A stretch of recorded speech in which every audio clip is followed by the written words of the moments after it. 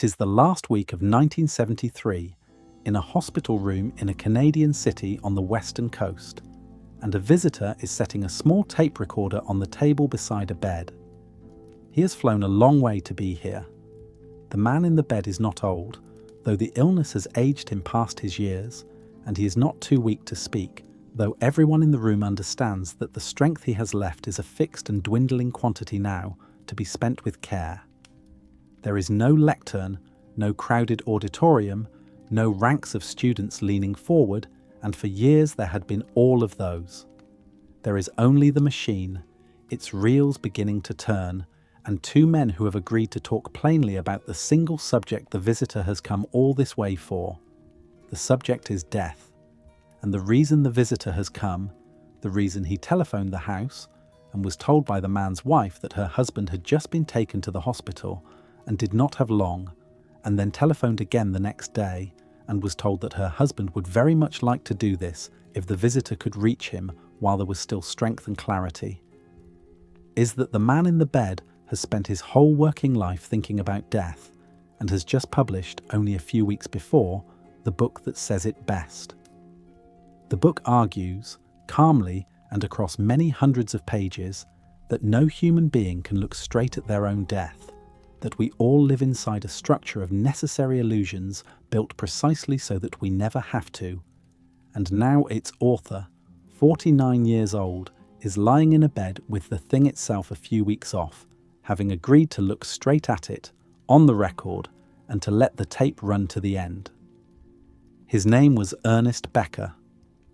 2 months after the morning he died, the book on that bedside table would be awarded the Pulitzer Prize, and the wider world would begin, far too late for him to know it, to learn what a small circle of readers already knew, that one of the strangest and most searching accounts of the human condition ever written had come from a man almost no university had been willing to keep.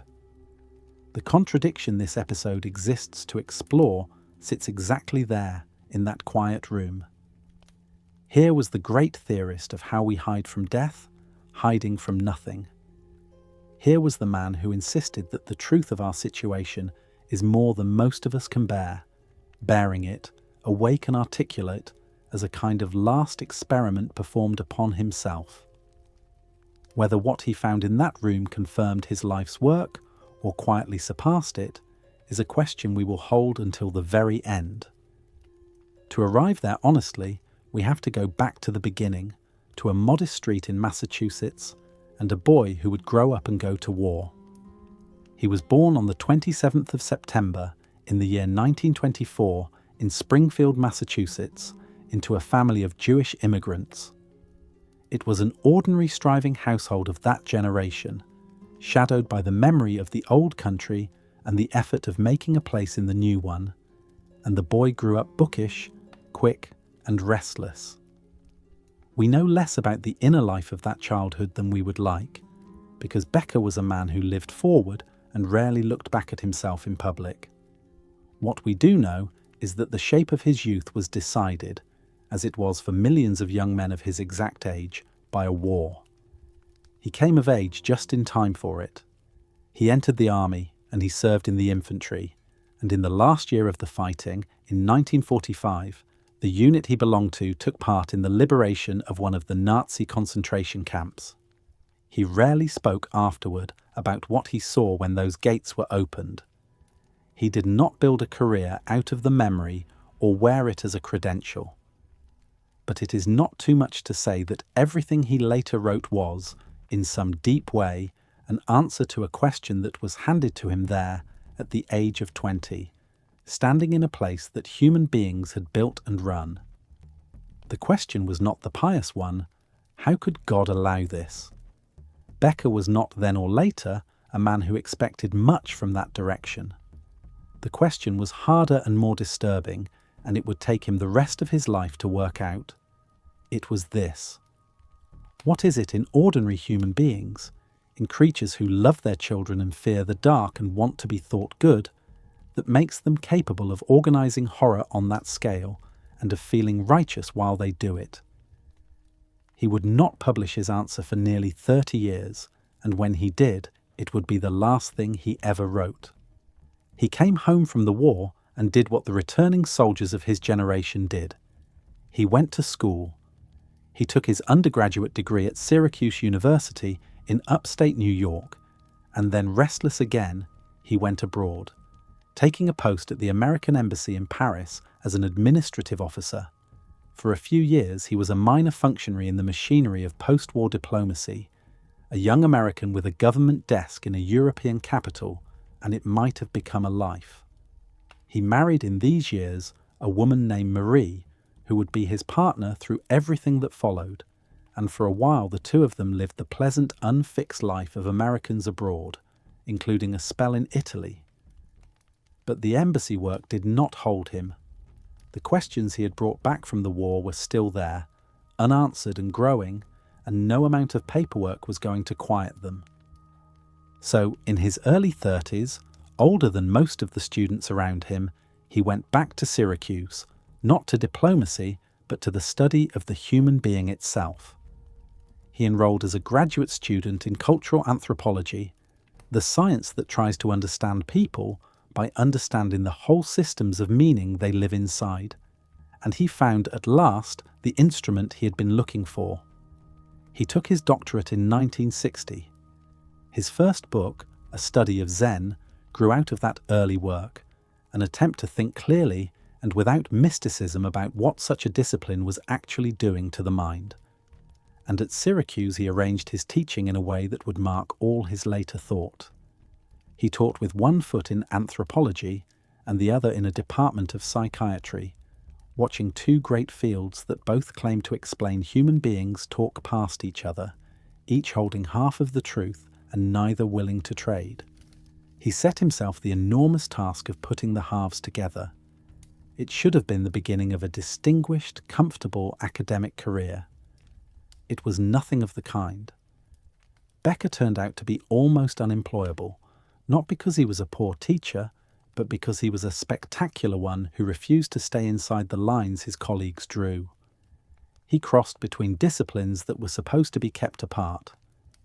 He asked the largest questions about death and meaning and evil at a time when the fashion in the human sciences was to ask small, safe, measurable ones. And he had a gift for standing on the wrong side of the people who signed the contracts. In 1965, he took a lecturer's position at the University of California at Berkeley, and there something happened that tells you everything about the kind of teacher he was. His courses filled to overflowing. Students came who were not enrolled just to listen. And when the administration decided not to keep him on, the students did something almost unheard of. They petitioned, they protested, and then they voted to pay his salary themselves, $13,000, out of their own pockets so that he could go on teaching. The university's answer was to offer, instead, to hire him as an educational consultant who would give only courses that carried no credit. It was a way of keeping him powerless while appearing generous. He would not take it, and he left. He went next to San Francisco State, to a department of psychology, and arrived just as the campus was tearing itself apart in the great student upheavals of the late 1960s. Becker's sympathies were not with the administration. When the college's leadership cracked down hard on the striking students, calling in the police, he resigned in the first weeks of 1969 as a matter of conscience. He was now, in his mid-40s, a man with a growing stack of remarkable books and no secure place to stand, pushed out of or walking out of one institution after another, watching younger and lesser men settle into the tenure he could not get. And then later that same year, he found his home. He crossed the border into Canada and joined Simon Fraser University, just outside Vancouver, in British Columbia, into an unusual interdisciplinary department that put anthropology and sociology and political science under one roof. It was exactly the freedom he had been denied everywhere else, the permission to think about the whole human being without asking anyone's leave. He would stay there for the rest of his short life, which is to say about 5 years, and into those 5 years he poured an astonishing amount of work. The books came in a rush now, one after another, as though he had always known his time might be limited. There was a book on how human beings become the symbolic creatures they are. There was a vast, unfinished attempt to unify the entire science of man. There were books on mental illness, on the structure of the self, on the failures of his own discipline. And out of all of it, in 1973, came the one that gathered the whole argument into a single unforgettable form: the denial of death. He did not have long to enjoy it. Even as he was finishing the book, he had been diagnosed with cancer of the colon, and it moved through him quickly. He kept working almost to the end, drafting the sequel that would be published after his death. He gave the long, calm, extraordinary interview from his hospital bed. And on the 6th of March, in the year 1974, at the age of 49, in a hospital just outside Vancouver, he died. 2 months later, the committees met and the announcements were made, and the book was given the highest honour his country could give it. The man who had spent his life studying how we crave a significance that outlasts us had achieved exactly that: an enduring name, a book still read and argued over half a century on, and he had achieved it precisely one season, too late to feel a moment of it. It is a fittingly severe ending for the story of a severe and honest man. The rest of this episode is an attempt to say what he understood and why, all these years later, we still cannot quite put it down. Chapter 2. The Animal That Knows. Everything Ernest Becker wrote rests on a single fact so plain that we have mostly stopped noticing it. We are the animal that knows it is going to die. That is the whole beginning. Not that we die, for everything that lives will die, the deer and the beetle and the old oak by the road. What sets us apart is that we know it in advance, carry the knowledge around with us, and cannot put it down. Think for a moment about the difference this makes. A deer in a forest lives in real and constant danger, and it feels fear, sharp and immediate, when the wolf is near. But the deer does not lie awake on a quiet night, dreading a wolf that has not come. It does not understand that even if it should outrun every wolf it will ever meet, its own heart will one day simply stop. It has fear, but it does not have the knowledge of death, and so its fear passes with the danger and leaves it in peace.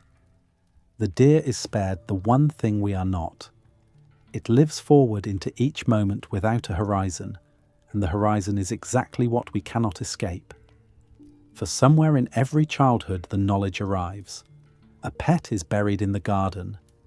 A grandparent is there and then is not. Or it comes unbidden in the dark, a cold intuition with no words attached to it yet, the understanding that this thing everyone is doing, this being alive, comes to a stop for everyone without exception, and that the everyone includes the small person lying there in the bed. It is one of the strangest and most quietly shattering moments in a human life, and most of us do not remember it clearly, because the mind, very sensibly, hurries to cover it over. But it happened to each of us. We were told the secret, and once it is known, it cannot be unknown. Becker opened his great book with a sentence that laid down the terms for everything after it. The idea of death, and the fear of it, he wrote, haunt the human animal like nothing else. It is a mainspring of our activity that is designed in large part to avoid the fact of death, to keep it out of sight, to master it by refusing to believe that it is the final word. That is a large claim. He is saying that the fear of death is not one worry among the many that trouble people, not a subject for the occasional gloomy hour, but the hidden engine underneath the whole of human striving. It is the weather that never quite clears, even on the brightest day. And here we arrive at the turn that makes Becker's thoughts so unsettling and so humane at once. If this terror is really down there, why do we not feel it? Why is ordinary life not one long scream?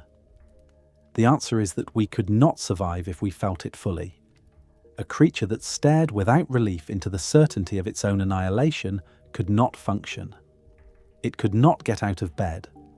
could not hold down a job, could not fall in love or raise a child or cross a busy street, because every one of those acts would be drowned out by the roar of the one fact.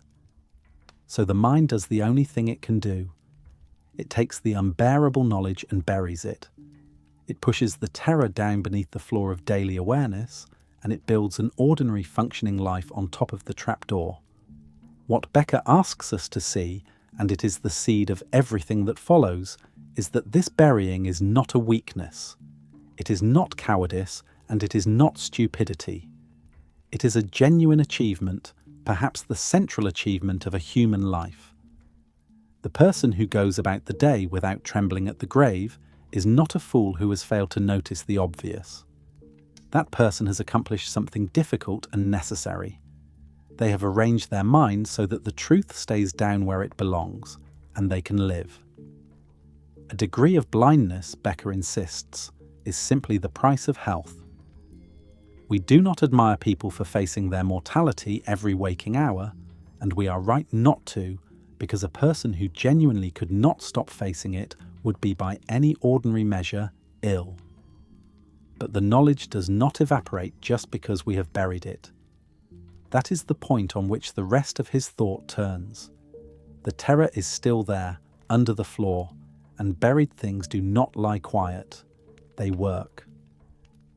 All that pushed down energy has to go somewhere, and it comes back up, disguised, in the shape of everything we build in the daylight, our ambitions, our beliefs, our loves, our hatreds, the enormous and elaborate structures by which we try to feel that our lives are solid and lasting and real. The denial of death is not an absence of something, it is the most productive force we have. It builds cathedrals and writes symphonies and starts wars, and it does all of this without ever announcing what it is really about. So the question Becker leaves us with, at the very start, is not how to stop denying death, because we cannot simply choose to, and a person who tore away the whole illusion at once might not survive the sight. The question is subtler and more searching. What does the denial cost us? What does it make us do to ourselves and to each other? And is there any way to live a little more honestly with the thing we spend our whole lives fleeing? To begin to answer that, we have to understand how a human being is put together in the first place, how the trembling animal becomes the confident person who walks down the street as though the street would last forever. Chapter 3. The Making of a Person. Before Ernest Becker was the philosopher of death, he was an anthropologist with an ambition so large it had gone out of fashion. He wanted to build a single, unified science of the human being. Not anthropology in one corner, and psychology in another, and sociology in a third, each guarding its little territory, but one coherent account that could hold a whole person at once, the body and the mind, and the society, and the buried fears, and that would be above all morally serious. He believed the human sciences had lost their nerve. They had grown careful and technical and had quietly given up on the old grand question that had launched them in the first place, the question of what a good human life is and how we might arrange the world to make more of them possible. That question had a lineage, and Becker knew it. It ran back to the thinkers of the Enlightenment, 2 centuries before him, who had dreamed that we might one day understand human beings as clearly as we understand the tides, and use the understanding to set people free from superstition and cruelty and needless suffering. Becker took up that dream without embarrassment, at a moment when almost no one else would. His most sprawling and difficult book was an attempt to lay the foundation for exactly such a unified science, and though he never finished the structure, the effort tells us what kind of thinker he was. He was not trying to add a footnote to a field. He was trying to say what a human being is. And his first finding, the one on which everything else is built, is that a human being is not born. A human being is made. What is born is a small, hot, demanding animal, nearly all body, unable to feed itself or hold up its own head, with no self to speak of, and no world beyond the reach of its hunger. person that animal becomes is assembled slowly from the outside in. Watch it happen. A child learns first that a certain sound belongs to it, that when this particular word is spoken, the world means her, and one day she turns her head when it is called, and in that turning a self is being born, a self that lives in a name. She learns the word for I. She learns that some things she does make the great faces above her open with delight, and other things make them close and darken, and she begins, without being taught in any formal way, to steer by those faces. She is learning the invisible map of her world, the whole vast code of what is admired and what is shameful, what is clean and what is dirty, what a person like her is supposed to want and to be. By the time she can speak in sentences, she no longer lives mainly in the world of things. She lives in a world of meanings, and she has become a creature of that world. This is what Becker meant by the symbolic self. We are the animals who left the plain physical world behind and moved into a second world laid over it. A world made of words and names and roles and rules, of reputations and ideals and invisible lines that must not be crossed. It is a real world in the sense that we live and die by it, but you cannot touch it or point to it. It exists in the shared imagination of a people. And the child is drawn up out of the body and installed inside it until the symbol becomes more real to her than the flesh. A grown man will die for a flag, which is a piece of coloured cloth, or for his honour, which is not a thing at all, and he will do it more readily than he would give up either. That is how completely the symbolic self can come to outweigh the animal one. Now, what does a symbolic self need? An animal needs food and warmth and safety. The symbolic self needs something stranger and needs it almost as badly. It needs to feel that it is worth something. Becker gave this need a plain name that has since been worn smooth by overuse, but he meant it with a weight we have mostly forgotten. He meant self-esteem, and by self-esteem he did not mean a pleasant feeling of confidence that is nice to have and optional. He meant the deepest hunger a person has after the hunger for life itself, the need to feel that one is a person of genuine value, standing in a world that genuinely matters, playing a part that counts. It is the felt answer to a question we never quite stop asking, the question of whether we amount to anything, whether it means something that we are here. You can see how early and how deep this need runs by watching how a small child breaks when it is shamed, the whole body collapsing under a look of contempt, and how it glows when it is praised for something that cost it real effort. That is not vanity. That is the symbolic self checking its own worth in the only mirror it has, the faces and words of others, and finding itself either confirmed or condemned. And we never grow out of it. Watch what a grown person does with a diploma, framing it and hanging it on a wall where visitors will see, or with a title before the name, or with the small arrangements of a life that quietly announce, I am someone. Notice how a careless slight from a stranger can lodge in a person and be turned over in the dark for years, long after the stranger has forgotten it, because it touched the one nerve that never numbs. Notice how much of what we call ambition and much of what we call hurt is really this same hunger, the need to be reflected back to ourselves as someone who counts. The grown person is more careful, more hidden, better defended, but underneath the composure the same hunger is running, the same ceaseless quiet checking of whether one is doing well, whether one counts, whether one is the kind of person whose life has weight. We are, beneath everything, creatures desperate to feel significant. Here is where the anthropologist earns his keep, because the next question is where the answer comes from. How does a person learn what counts as mattering? And the answer is that they do not invent it. It is handed to them ready-made by their culture.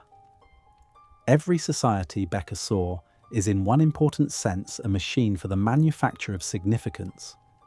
It hands each of its children a script, a set of ready roles and standards that say, in effect, this is how a person like you becomes someone of value. This is what you must do and be in order to feel that your life has counted. In one place, the script says, become a great hunter. In another, a learned scholar. In another, a devoted mother, a holy man, a wealthy merchant, a beautiful woman, a brave soldier. The particular content changes wildly from age to age and place to place. What never changes is the function. The culture tells you what significance looks like, and it tells you how to earn the feeling of having it. So the self is a cultural product through and through, assembled out of borrowed materials, sustained by a currency, self-esteem, that we can only earn inside a game we did not design. It is one of the most remarkable inventions in nature, this symbolic person balanced on its hunger to matter. And it is also, when we look at it closely, one of the most fragile. For it depends on the world holding still, on the script staying convincing, on the mirror going on returning a face we can bear to see. Take the script away, or let the person see through it, and the whole shining structure can fall in an afternoon. Becker was not the first to notice how precarious this constructed self really is. The deepest map of its unsteadiness had been drawn more than a century before him, before there was a science of psychology at all, by a solitary and tormented man in a small northern city, who understood, as few have before or since, exactly what it feels like to be a self that does not know what it is. Chapter 4. The Schooling in Dread. Ernest Becker made a claim that would have startled most of the psychologists of his day. The deepest and truest map of the human mind, he said, was drawn not by Freud and not by any modern scientist of the soul, but by a melancholy Danish writer who died in the middle of the 19th century, a full generation before psychoanalysis was born. His name was Kierkegaard, and Becker read him not as a theologian, which is how the textbooks filed him, but as the first great psychologist of the self, a man who understood the inner life of a human being with a precision no one has surpassed. Kierkegaard lived a strange, inward, mostly solitary life in Copenhagen, writing at furious speed under a shifting set of invented names, arguing with himself in book after book, and going almost entirely unread by the public he was writing for.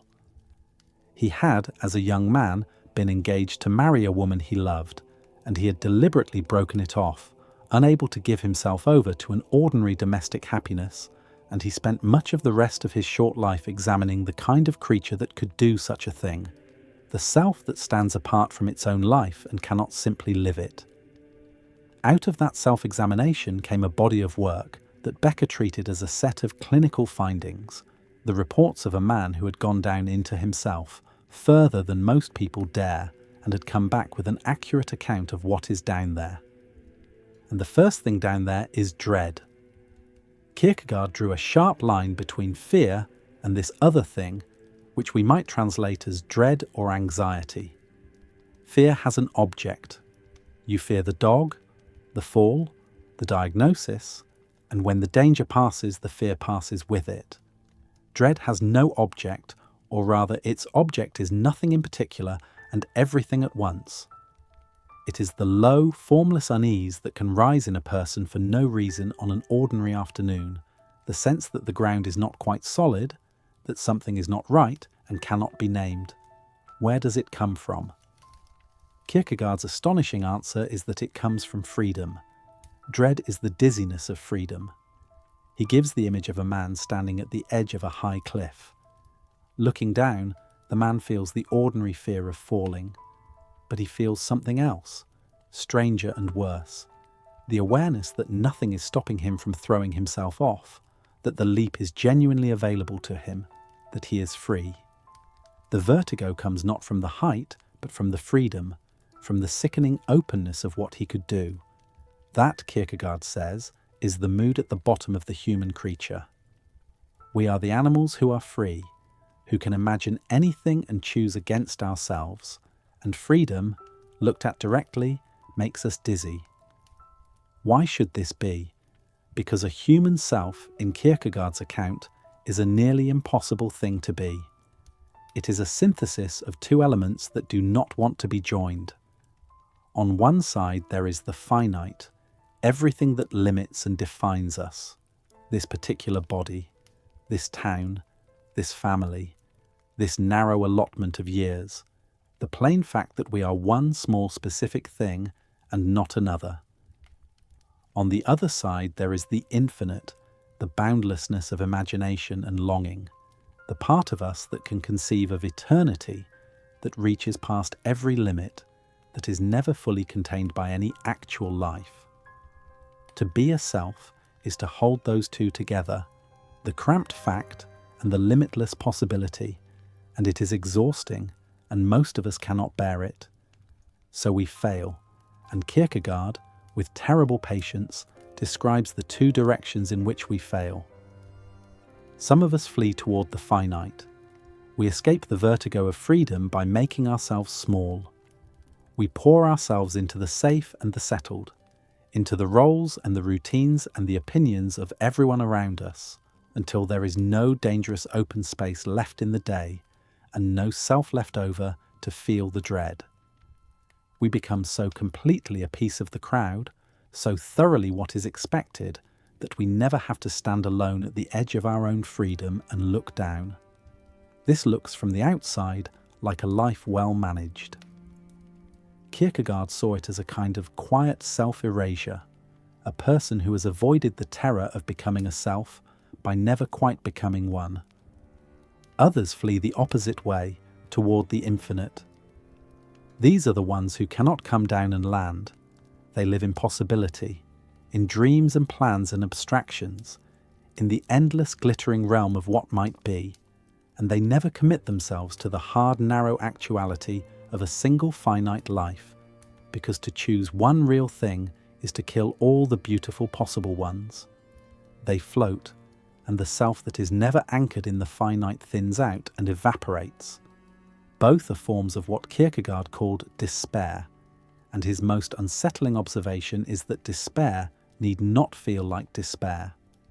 A person can be in it, deep in it, and appear cheerful and competent and entirely fine, because the whole point of the maneuver is to keep from feeling the thing underneath. Now you can see why Becker seized on all of this, because it is the constructed self we have been describing, seen from the inside and told the truth about itself. The person who disappears into the crowd and its scripts, the person Becker's anthropology had shown being assembled out of borrowed roles, is exactly Kierkegaard's self fleeing its freedom into the finite. And the dread underneath it, the formless unease that the whole busy structure exists to keep down, is at bottom the same thing this entire episode keeps circling, the terror of being a fragile, temporary creature that will die. Kierkegaard had reached, by pure introspection, the floor that Becker would reach by way of anthropology and psychology. The dread is the felt edge of our finitude. The flight from it is the shape of an ordinary life. Kierkegaard did not leave his patient at the edge of the cliff. He pointed to a way through, though it was not an easy one, and not everyone could take it. The way was not to flee to the finite or to the infinite, but to hold both, in trust, in what he called faith. Faith for him was not a comfortable belief that everything will turn out well. It was a leap, a staking of the whole self on something beyond the self, a movement by which a person could stand in the full terror of their freedom and their mortality and not be destroyed by it, could live wholly and gladly inside a finite life while resting the weight of their existence on the infinite. It is the hardest thing a human being can do, and Kierkegaard was never sure he had done it himself. We will come back to that leap at the very end of this story, when we watch Becker approach it in circumstances Kierkegaard only wrote about. For now, hold on to what the Dane gave him, and to the one thing he could not supply. Kierkegaard mapped the dread and named the freedom, and pointed past both toward faith, and he did it all in the language of the spirit, the self relating to itself and to the eternal. What that language leaves out is the reason the infinite in us can never rest easy, the reason the whole restless structure exists at all. It leaves out the body. Because the boundless self that can imagine eternity does not float free in the heavens. It is chained every moment to something warm and heavy and perishable, a body that hungers and tires and sickens, and is quietly, from the first day, on its way to the ground. Chapter 5. The body that betrays us. The human contradiction has a sharper and more humiliating form than any argument about freedom and the infinite, and Becker never looked away from it. It is the body. We are symbolic selves that reach for eternity, that feel themselves unique and boundless, and made for something more. And we are housed, every one of us, in an animal body that hungers and sweats and ages, and will one day simply quit. The self dreams that it is an angel. The body reminds it, several times a day, that it is a mammal. Becker put this more bluntly than almost any serious thinker before him, and the bluntness was the point. He described the human being as a kind of god who nonetheless carries around a body that must eat and sleep and empty its bowels. He wanted the indignity to land, because the indignity is real, and we spend enormous effort pretending it away. Here is a creature that can hold the stars in its mind, that can conceive of forever, that feels at its core that it matters cosmically, and this same creature must interrupt its grandest thoughts to attend to the crude and unglamorous business of being an animal. No other arrangement in nature is quite so absurd. We are gods with a heavy secret, and the secret is that we decay. His most quoted sentence says it whole. The human being, he wrote, is split in two. He has an awareness of his own splendid uniqueness. He sticks up out of nature with a towering majesty, and yet he goes back into the ground, a few feet down, blindly and dumbly, to rot and disappear forever.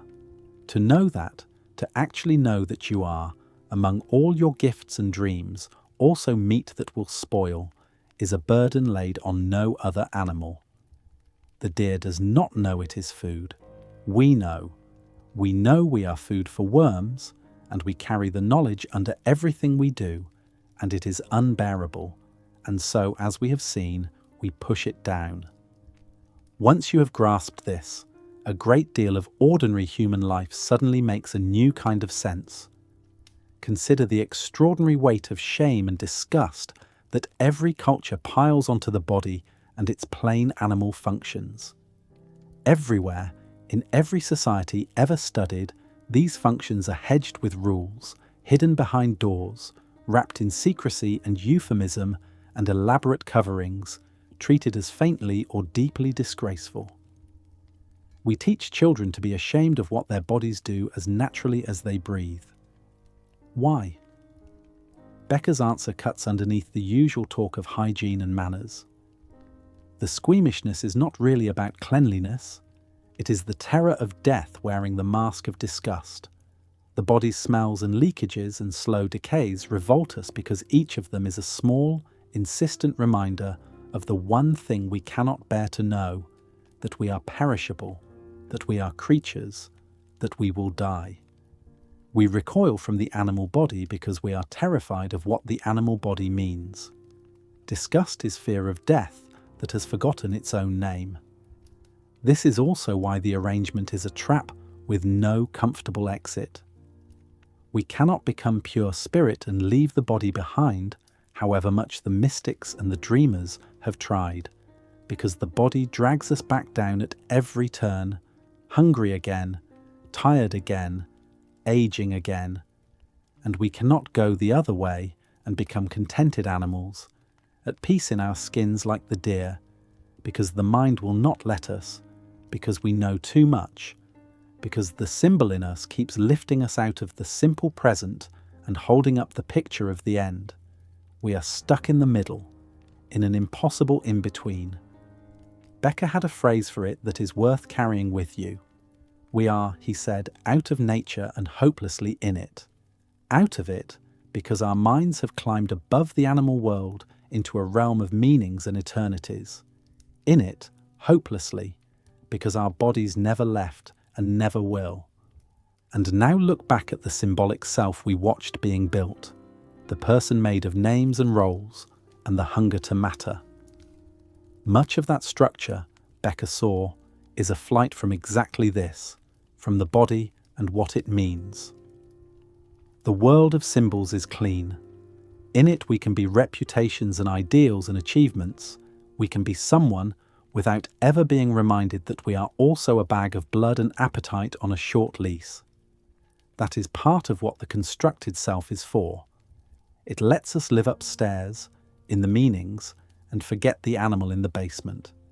Which is why an attack on the symbolic self, a humiliation, a public shaming, a moment of being made ridiculous can feel weirdly like a brush with death. It drops us all at once out of the clean world of meaning and back into the body, back into the creature, back into the mortal animal we spend our lives rising above. The blush of shame and the fear of dying are, at the root, the same recoil. So the terror we began with is not an abstraction that floats somewhere in the mind.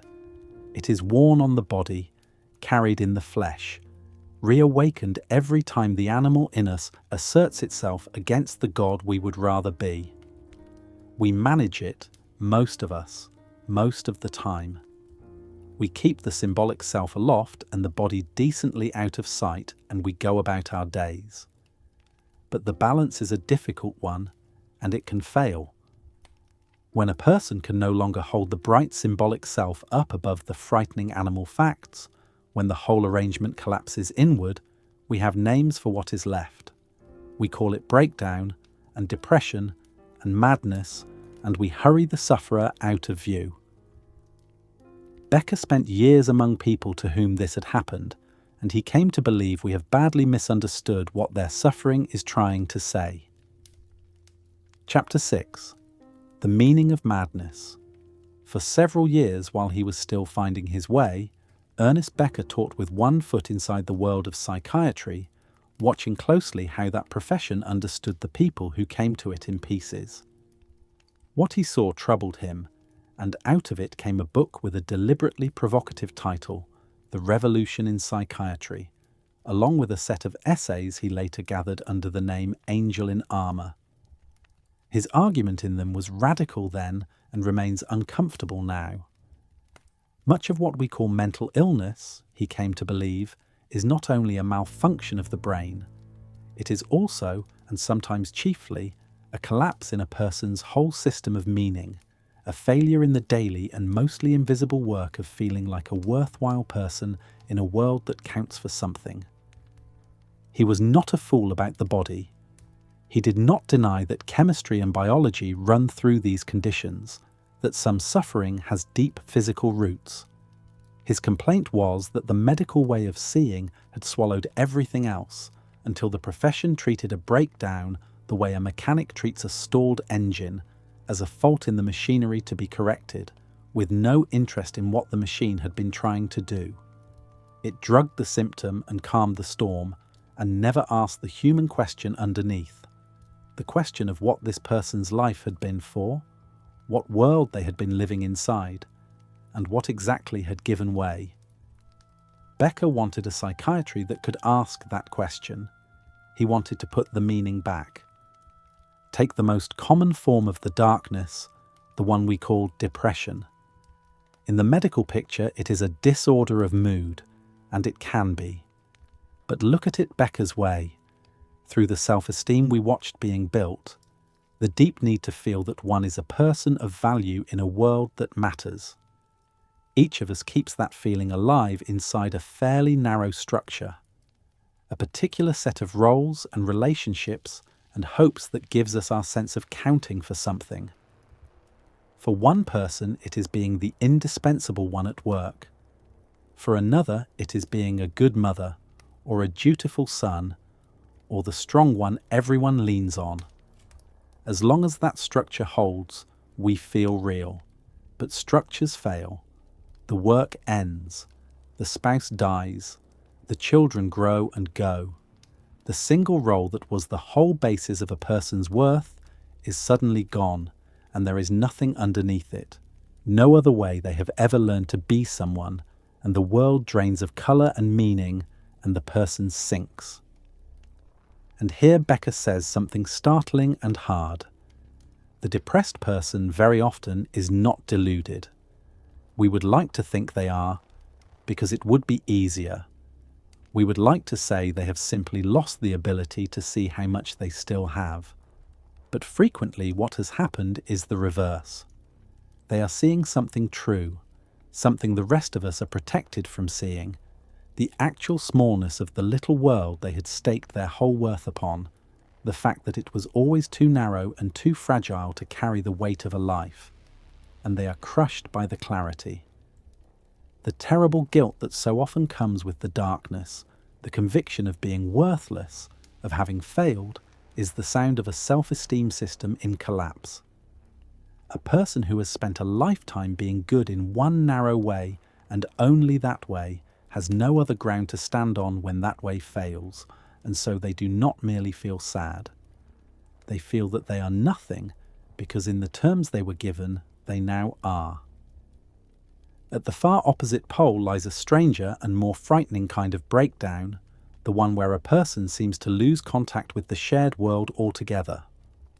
Becker read this too, not merely as scrambled biology, but as a catastrophe of the symbolic self. Remember that the self is a thing lifted up out of the body into a world of meanings. Most of us keep it tethered, anchored down in the ordinary business of the flesh, and in the agreed-upon world that everyone around us confirms. But imagine the tether failing. Imagine the symbolic self floating free of its body and its common world, adrift in pure meaning, where every gesture is a sign and every coincidence a message, and the ordinary solid furniture of reality will no longer hold still. Such a person, Becker thought, is not feeling too little. They are feeling too much, exposed to the raw terror of existence without the ordinary layer of protective illusion that lets the rest of us walk through our days unbothered. They have lost the footing in the body that keeps a self sane, and they are drowning in the very meanings the rest of us use in careful, manageable doses.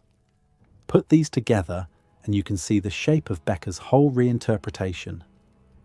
Breakdown, in his eyes, is frequently what a failed heroism of everyday life looks like from the inside. Not heroism in the grand sense of medals and monuments, but the quiet, universal project each of us is engaged in, the project of being someone who matters, of holding a place in a world that means something, of keeping the terror decently out of sight by living a life that feels significant. When that project fails, when the structure that held a person up gives way and cannot be rebuilt, the result is the suffering we lock away and refuse to listen to. The person has not simply broken down. Their whole way of being someone has come apart, and the fear it was keeping at bay has come through the gap. This is why Becker found the purely medical approach not so much wrong as tragically incomplete. To meet a person in that state and see only a chemical imbalance to be corrected is to miss the entire drama, the collapse of a life's meaning, the failure of a way of mattering, the terror underneath.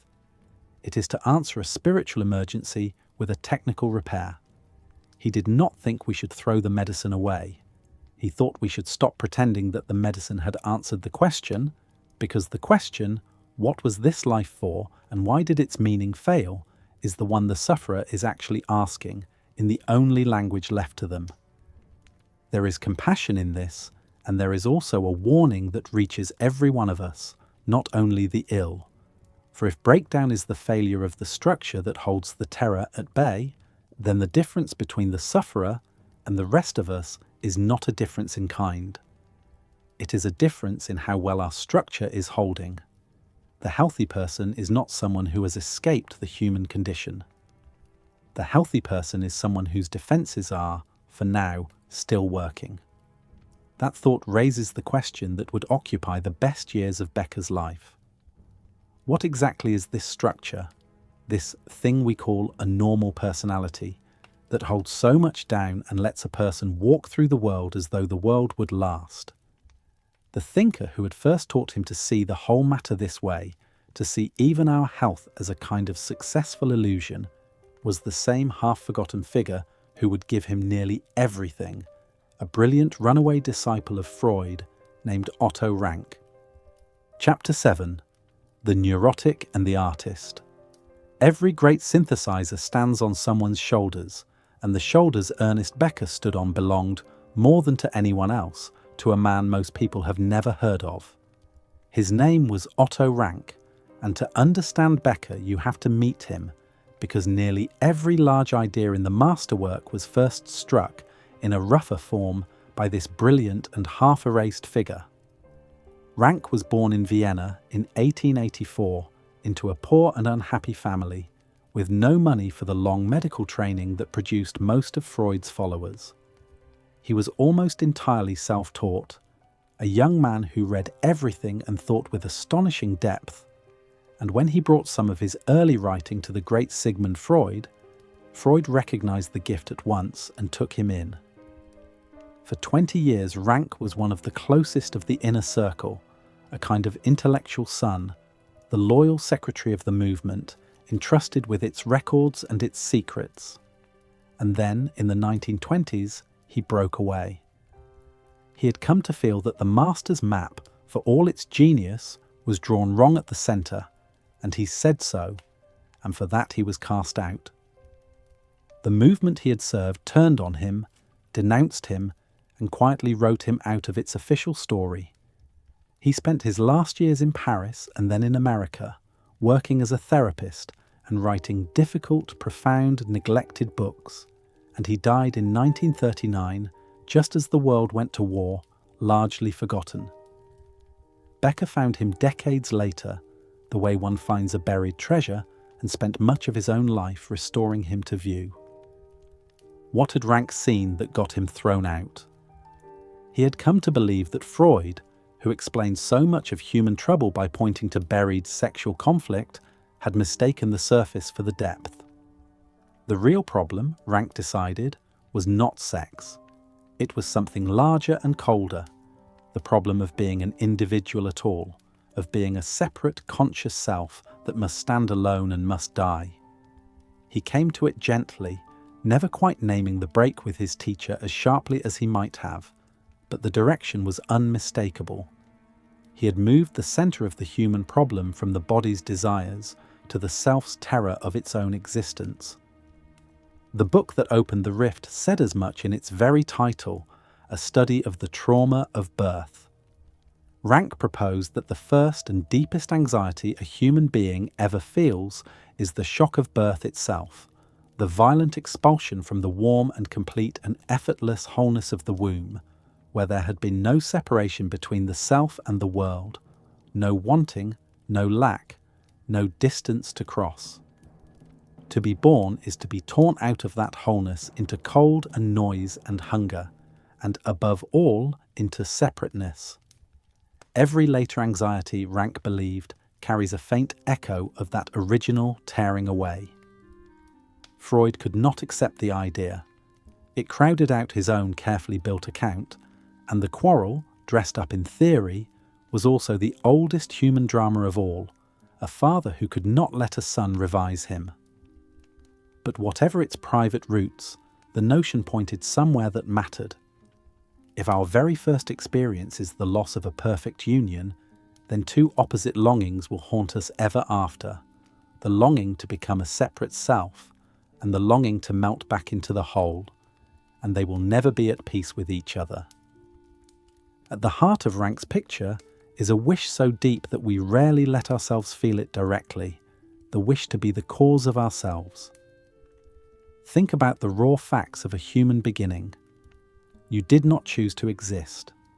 You were made without your consent by two other people, out of an act you had no part in, and poured into a particular body you did not select, in a particular time and place you did not pick, and set walking toward a death you never agreed to. You are, in the plainest sense, an accident that happened to you, and Rank saw that the human creature cannot bear this. We long to not be an accident. We long to be self-made, to owe our being to no one, to be the author and origin of our own existence. Becker rendered the wish in a stark and memorable phrase. We want, he said, to be our own father. We want to give birth to ourselves, to be the source rather than the product, to have authored the self we are instead of merely receiving it. It is, of course, impossible. We are helpless creatures who were born and will die. But the impossibility does not weaken the wish. It drives it. Almost everything a person builds is, at bottom, an attempt to satisfy it, to turn the accident of a life into something chosen and self-created and one's own. Out of this rank drew a symmetry of great beauty and great sadness, two fears that pull against each other in every one of us for a whole lifetime. The first he called the fear of life. To become fully yourself, to grow into a distinct and separate individual, to stand out from the mass as a person in your own right, is terrifying. It means separation. It means aloneness. It means carrying the whole weight of your own freedom, the dizziness that Kierkegaard had already named, and answering for your own existence with no one to hide behind. So we shrink from it. We pull back toward safety, toward merger, toward losing ourselves in something larger, the family, the crowd, the cause, the beloved, anything that will take the frightening burden of separate selfhood off our shoulders. That pulling back is the fear of life, the fear of standing out and being alone. But the opposite move is no safer, because it triggers the second fear, the fear of death. To dissolve back into the whole, to give up your hard-won individuality and merge completely into the group or the other person, is itself a kind of dying, the extinction of the self as a distinct being. So just as we fear standing out, we also fear being swallowed, absorbed, erased. And there we are, caught between the two, afraid to fully become ourselves and afraid to fully give ourselves up, oscillating our whole lives between the terror of separation and the terror of merger, never quite able to rest in either. You can feel both fears at work in the most ordinary turnings of a life. A young person stands at the edge of becoming who they might be, and hesitates because to step fully into their own gift or their own name is to stand exposed and alone, answerable, stripped of the old shelter of the crowd. That is the fear of life, and it keeps a great many people smaller than they are. And then the same person falls in love and feels at the very moment of deepest closeness a strange flicker of panic, because to give oneself wholly to another is to feel one's own separate self beginning to blur and disappear. That is the fear of death, and it makes us pull back just as we come near the thing we wanted. We long to be someone, and we are frightened of the exposure. We long to belong, and we are frightened of the surrender. Between those two frightened longings, most of a life is quietly negotiated. Most people, rank soar, work out a livable compromise, enough individuality to feel like someone, enough belonging in a family or a faith or a nation to feel safe. The compromise is what we call a normal life, and some people cannot make it. This is where Rank arrived at the idea that made his name and that Becker would carry forward, the idea of the neurotic as a failed artist. The neurotic in this picture is not simply a sick person. The neurotic is someone who feels the whole human problem too keenly to make the ordinary compromise, who cannot lie to himself comfortably enough to just get on with living, who sees the terror and the accident of existence too nakedly and refuses the ready-made meanings everyone else accepts. And that, Rank noticed, is exactly the condition of the artist.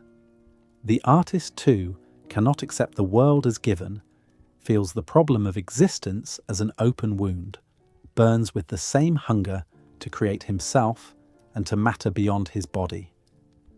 The difference between them is not in the sensitivity.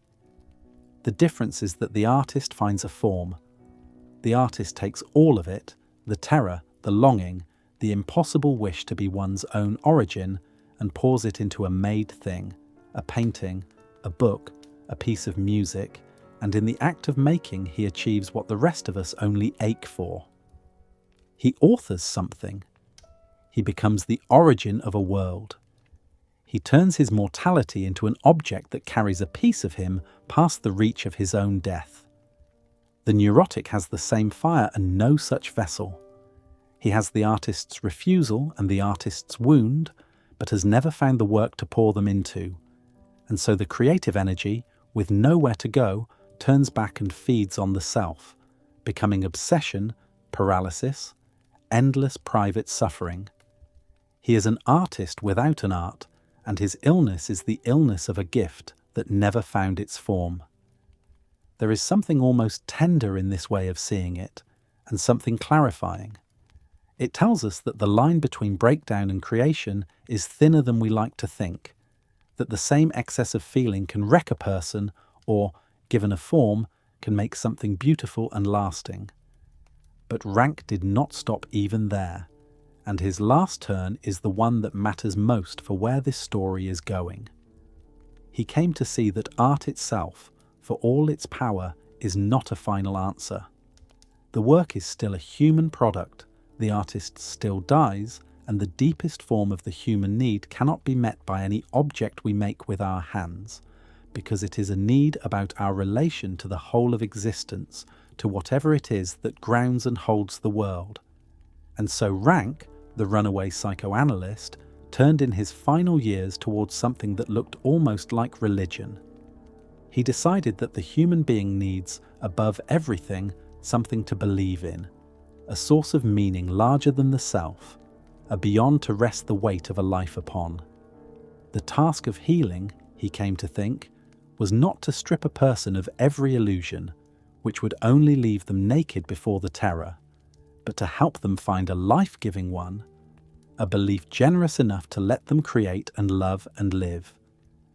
We will return to that idea when it matters most, at the end, when Becker himself is put to the test. This was the inheritance, the wish to author one's own being, the two fears, the artist and his failed shadow, and above all the conviction that the human problem is not desire, but death, and the terror of being a separate, temporary self. Becker took all of it. What he would do with it in the great book was to lift Rank's private psychology up to the scale of whole civilizations, to show that everything Rank had found in the single struggling soul was written large across every culture that has ever existed. But before he could build outward, he had to settle accounts with the master. Rank had never quite dared to contradict openly. He had to go back to Freud himself and say plainly and with love that the greatest explorer of the human depths had found the right country and named its river wrong.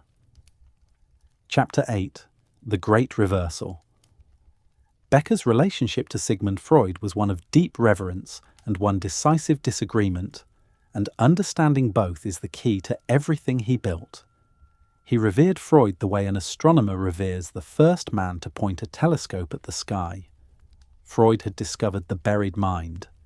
He had shown that we are strangers to ourselves, driven by forces we cannot see, that beneath the reasonable surface of a person runs a whole hidden life of fears and wishes, and that we spend great energy keeping that life out of view. The idea of repression, that we push unbearable things down out of awareness, which we have been leaning on since the very first chapter, is Freud's discovery. Becker took it as bedrock. He never doubted that Freud had found the right country. His quarrel was only about what river ran through the middle of it. For Freud, the deepest buried thing, the engine under all the rest, was sex. The hidden drives were sexual. The great childhood drama was sexual. The energy that powered the whole apparatus of the mind was, at root, the energy of desire. And Becker, following the trail Otto Rank had opened, said gently and firmly, no. Freud had found the buried world and mislabeled its engine. The thing we most deeply repress is not our sexuality. It is our creatureliness and our death. It is the body, with everything the body means and the mortality written into it.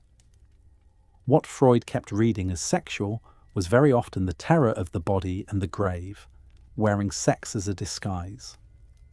This is the great reversal at the centre of Becker's thought. He took Freud's map and moved the capital from sex to death.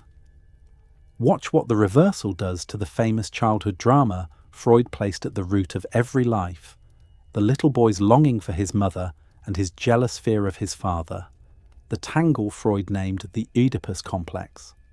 Freud read it as fundamentally about desire, a forbidden wanting and the guilt and fear it breeds.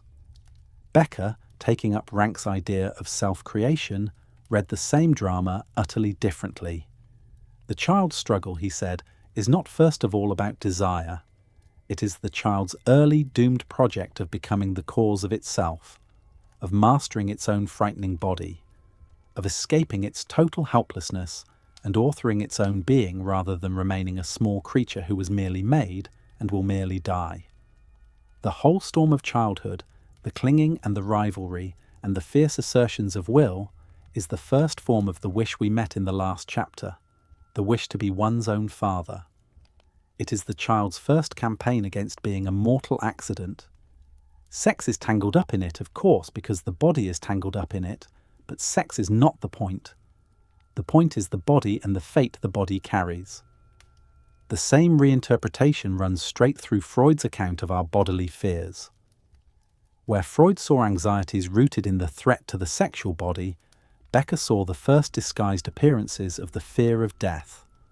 The child's dawning horror is not really about one part of the body. It is about the terrifying discovery of vulnerability as such, the realization that the body can be hurt, that it depends utterly on others, that it leaks and fails and is, in the end, perishable. The body's anxieties are death's anxieties, felt early, before the child has any word for death, and dressed in the only clothing a small creature has. Freud saw the costume. Becker named what was wearing it. There is a deep irony buried here, and it explains why Freud found so much fear in exactly the place he was looking. Sex really is shadowed by dread, far more heavily than any social rule about it could account for, and Becker thought he understood why. Sex is the most creaturely thing we do. It is the act in which we are most completely bodies, most fully animals, stripped of the symbolic dignity we labour so hard to keep up. And it is bound tight to reproduction, which is nature's blunt announcement that the individual is a passing thing, spent to make the next one and then discarded, the species going on precisely by using up its members. No wonder the act is haunted. Freud was right that our anxiety pools around sex. He was wrong about the reason. What gathers there is not mainly desire forbidden. It is death, pressing close through the one door where the body can never be hidden. Now comes the most delicate and the most human part of the argument, because Becker went on to ask why Freud, of all people, the man who taught the world to read its own disguises, had missed this one. And his answer was that Freud himself could not fully face death. Even the great analyst of the buried mind had his own buried terror, and it was the same one as everyone's. Sex, however scandalous, is a fact of life, something a bold thinker can drag into the light and build a system on. Death is the fact of no life, and it defeats system building, and Becker suspected that Freud clung to sex as the master key partly because it let him keep the darker thing at arm's length. He pointed to some strange and telling moments. On 2 occasions, in the company of a brilliant younger colleague he had once chosen as his heir, Freud actually fainted, lost consciousness entirely, and on both occasions the talk in the room had turned to death, to corpses, to the toppling and succession of the father. The man who had taught the world that our feints and slips and stumbles betray the truths we are hiding, fainted when death and his own replacement came too near. And there was the matter of Freud's own last great idea, proposed reluctantly and late, that alongside the drive toward life and pleasure, there runs a contrary pull, a drive toward death, a deep tendency in living things to sink back towards stillness and dissolution. It is a dark and profound notion, and it points in exactly Becker's direction, and yet Freud held it uneasily, hedged it about, and most of his own followers refused it outright. Becker read that whole reluctance as the sign of a mind circling the truth it could not quite bring itself to land on, that death and not sex sat at the centre of the human story. There is no triumph in the way Becker made this case, and that is worth pausing on. He was not toppling Freud out of ambition or contempt. He performed the reversal, as he said, with love. He believed he was not so much correcting the master as completing him, carrying the great discovery to the destination the discoverer had glimpsed and shied away from. To honour a thinker is not always to agree with him. Sometimes it is to take his tools and finish the building he laid the foundations for, even if that means moving a wall he thought was load-bearing. Becker honoured Freud in the hardest and most respectful way there is. He took him seriously enough to tell him he was wrong about the one thing that mattered most. And with that one wall moved, the whole structure could go up. For if the fear of death is truly what we most deeply repress, deeper than any desire, then everything follows. Then the personality itself, the entire familiar edifice of habits and beliefs and defences that we call a self, has to be understood as the great machine built to do the repressing, the apparatus a human being assembles, without ever knowing it, to keep the one unbearable fact from ever reaching the surface. That machine had a name in Becker's masterwork, and it is not a flattering one. He called it a lie, and he meant a lie we cannot live without. Chapter 9. The Vital Lie. In 1973, worn thin already by the illness that would kill him within the year, Ernest Becker gathered everything he had learned into a single book and gave it a title that spared no one. He called it The Denial of Death. Into it he poured the whole synthesis, Kierkegaard's dread and Ranke's self-creation, and Freud's buried mind with its engine renamed. And out of that gathering came one sustained and unforgettable argument about what a human being is. It is the book that won the prize he did not live to receive, and half a century on it is still the thing people mean when they speak of him. Its dark, foundational half can be stated in a single hard sentence. The personality itself, the whole familiar structure of who you are, is a defense against the terror of death. Consider what we ordinarily mean by a person's character. We mean their traits, their habits, their steady ways of meeting the world, the particular set of things they find important, and the particular things they cannot abide. We think of all this as simply the self, the real and solid you. Becker asks us to see it very differently. Character, he says, is armour. He took the striking phrase from a maverick analyst named Wilhelm Reich, who had noticed that people wear their defences not only in their minds, but in their very bodies and manners. In a certain rigidity, a set of the jaw, a way of holding themselves that wards off too much feeling. Becker widened the idea into a whole theory of the person. The character we build, the reliable structure of habits and beliefs and concerns that makes us recognisably ourselves, is an armour of the soul, assembled to keep the one unbearable knowledge from ever reaching us. Where does the armour come from? It is laid down in childhood in the same process by which, as we saw, the small trembling animal is drawn up into a symbolic self. The child arrives in a world that is simply too much, too large, too frightening, too full of a helplessness it cannot survive feeling directly. And so it learns to narrow the world. It fastens onto the manageable and looks away from the overwhelming. It builds routines, attachments, little certainties, a picture of things small enough to live inside. It learns which corners of reality are safe to inhabit, and it stays in them. By the time we are grown, the work is finished and invisible. We do not feel our character as a wall we once built against the dark. We feel it as our very self, as who we simply are. That is the quiet genius of the arrangement, and also its trap. The defense has disappeared into the identity so that we defend ourselves ceaselessly without ever knowing that we are doing it.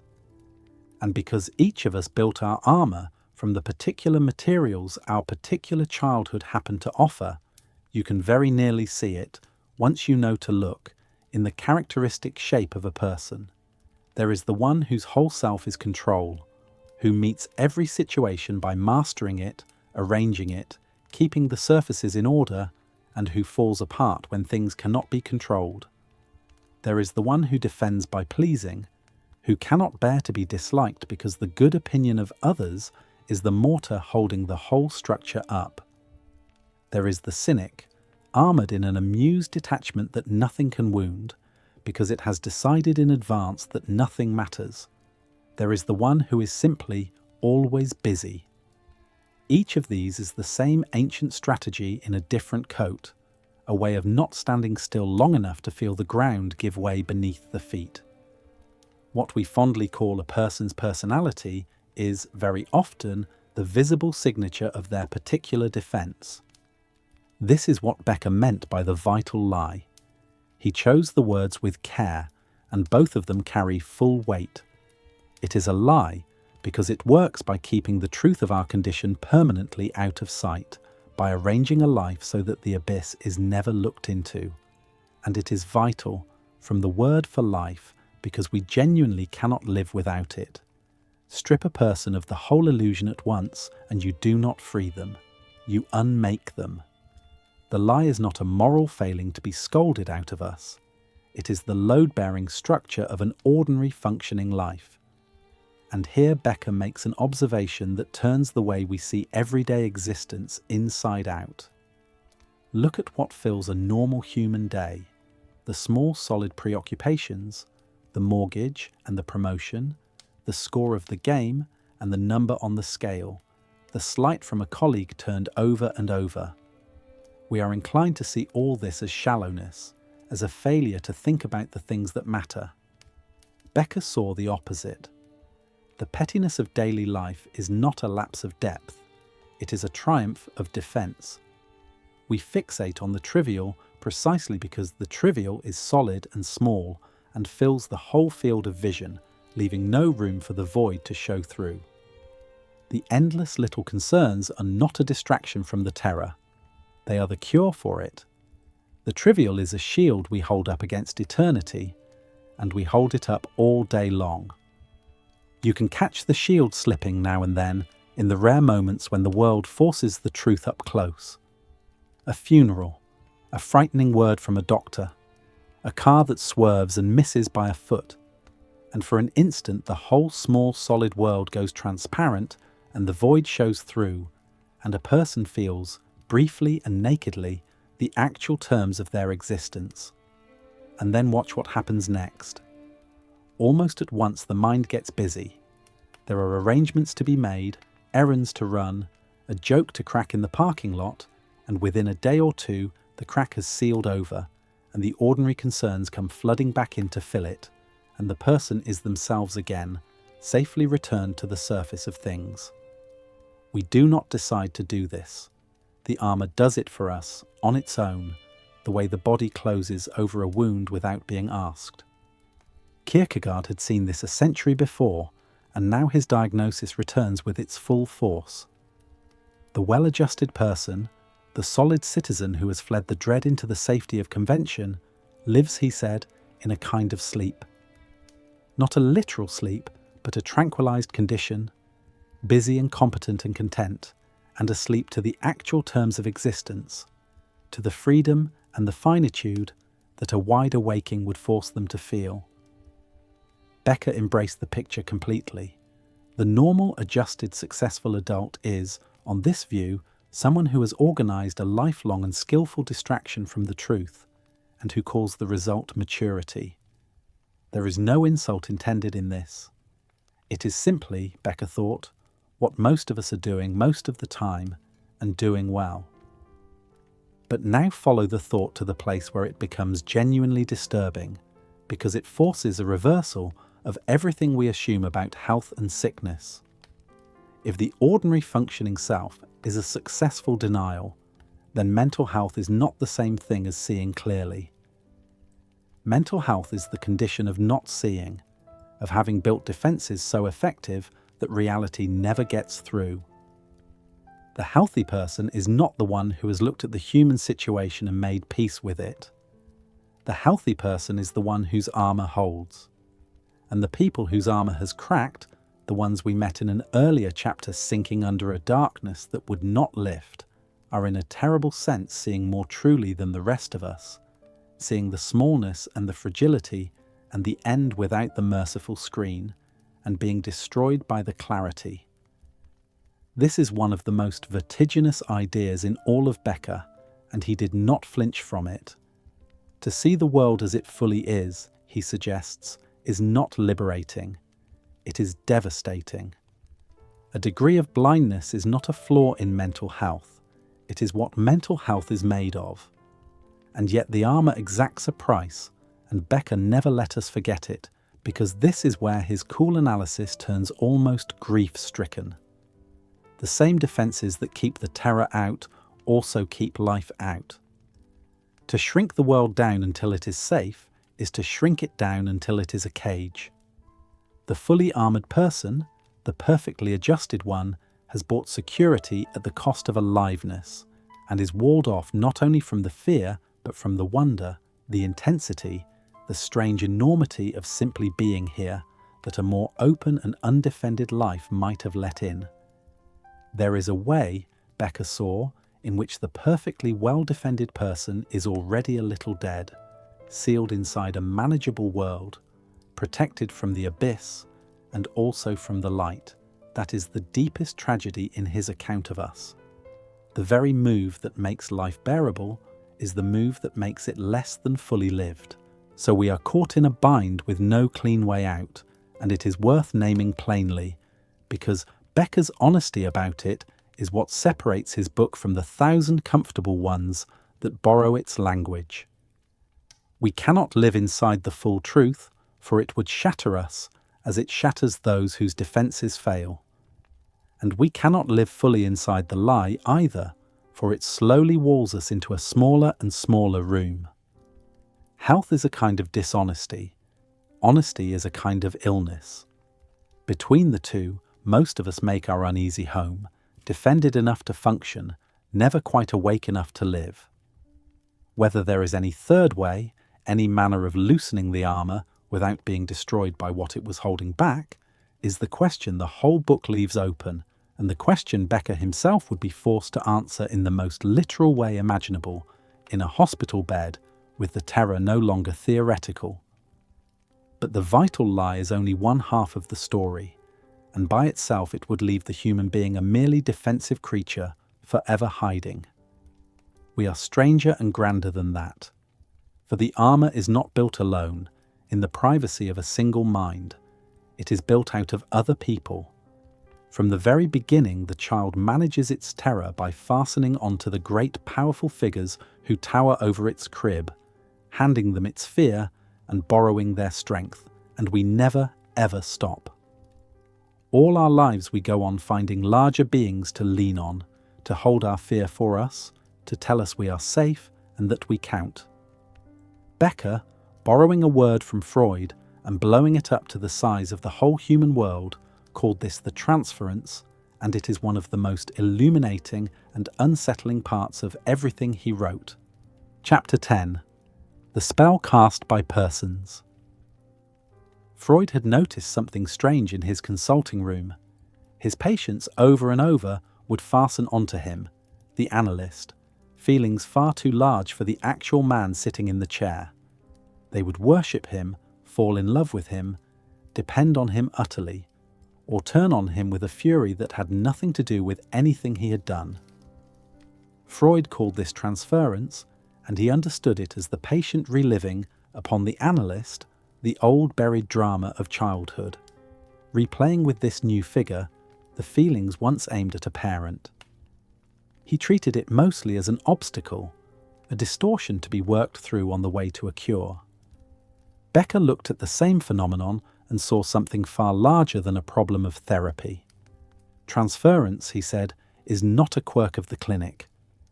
It is one of the basic ways a human being organizes its whole life. It is what we do with our terror.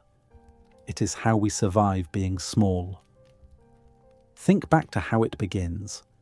The child faces a world that is simply too big, too dangerous, too overwhelming to be born alone, and it does the only thing it can. It localizes the whole immensity onto the great figures who tower over its early life, the parents, who become, in the child's eyes, something like gods, all-powerful beings who can make the frightening world safe, who hold the very power over life and death that the child so painfully lacks. To be near them, to please them, to be gathered up and protected by them, is to feel that the terror is contained, that there is a strength in the world larger than one's own helplessness. The parent is the child's first god, and here is Becker's crucial point. We never lose the need. We only change the god. For we go on doing this our entire lives. We take the whole overwhelming weight of existence, which no single person could face head-on, and we localize it again and again onto particular figures we can see and approach and lean upon. The strong leader, the brilliant teacher, the doctor whose word we hang on, the spiritual master who seems to have found the peace we lack, the confident personality in any room who simply appears to know. Onto these figures we transfer our fear and our need, and in exchange we receive something precious beyond measure. We get to feel safe under a power larger than ourselves. We get to borrow their certainty. We get to be told what to do, and more deeply to be told what our life is worth by someone who seems to have the authority to say. And now comes the part that turns our ordinary assumptions upside down. We tend to think of submission as something done to us against our will, a freedom taken by force. Becker saw that far more often we crave it. To hand your fear and your freedom to a larger figure is not a defeat, it is a relief. Remember the dizziness of freedom that Kierkegaard described, the exhausting vertigo of standing as a separate self answerable for your own existence. To find a person who will lift that burden, who will absorb your dread into their bigger certainty and tell you the answers and take responsibility for the shape of your days, is one of the deepest reliefs a human being can know. This is why people fall so gratefully, so eagerly under the spell of powerful figures. The follower is not simply a fool who has been deceived. The follower is getting exactly what the human creature most wants, a visible God to stand between them and the void, a manageable piece of the cosmos to worship and to hide behind. This is also why the figures we choose seem to us to shine. We do not experience the leader or the master as an ordinary human being with ordinary flaws and bad mornings. We endow them, without ever deciding to, with a glow of something more than human, a completeness, a certainty, a kind of magic that we ourselves so painfully lack. What we call charisma is very largely this, a projection, the light we throw onto a person because we need them, with all our hearts, to be larger than life. In a sense, the follower creates the God he then bows down to, filling in the figure with all the wholeness he cannot find in himself. And because the glow is cast from within the one who kneels, no amount of contrary evidence will easily switch it off. The need paints the halo, and the need does not want to see. Becker called it the spell cast by persons, and he saw that it cuts both ways, that the very same surrender can steady a life or destroy it. At its best, it is one of the good things we do for one another. A wise teacher, a trusted mentor, a steady physician gives a frightened person a safe structure to grow inside, holds their fear for a while, and then, if the teacher is any good, gradually hands them back their own strength and lets them walk on alone. That is transference in its healing form, a borrowed power that is meant in time to be returned. But it can go the other way entirely and become total. The person can disappear into the figure completely, surrender their own judgment without remainder, come to need the god so badly that they will believe anything and endure anything and do anything rather than break the spell, because to break it would be to stand once more alone and undefended before the very terror the figure had been holding at bay. This is how ordinary people come to defer to a confident voice against the plain evidence of their own eyes. It is how they stay devoted to figures who use and mistreat them, because the need for the protecting God outweighs the pain of the mistreatment. The spell that can shelter a person can also enslave them, and the same trembling need lies underneath both. We will see this hunger take an intimate and modern form later, when we look at what we now ask of the people we fall in love with. But its most consequential form is not private at all. It is what happens when the spell is cast not by one person over another, but by a single figure over a multitude. Imagine the transference scaled up, a whole people handing its collected terror to one leader, millions surrendering their fear and their freedom together to a figure who promises to make them safe, to make them significant, to gather them into something larger and stronger than death. The relief of that surrender, multiplied across a nation, is an enormous force, and it can lift a broken and frightened people and make them feel like gods. It can also, as the last century showed with a clarity we are still recovering from, open the door to the very worst things human beings have ever done. We will come to that door. For now, hold the insight in its personal form. We are creatures who cannot carry our own terror, and so we are forever placing it in the hands of someone larger and calling the relief we feel by the names of loyalty and love and faith. But notice what all of this is finally reaching for. When we lean on the great figure, when we lose ourselves in the leader or the master or the cause, we are not only seeking to feel safe today, we are seeking to attach ourselves to something that will not die, to partake of a power and a permanence greater than our own perishable little life. The protecting God, the mighty leader, the sheltering faith, is always underneath a vehicle for the same impossible hope, the hope of sharing in something that outlasts us.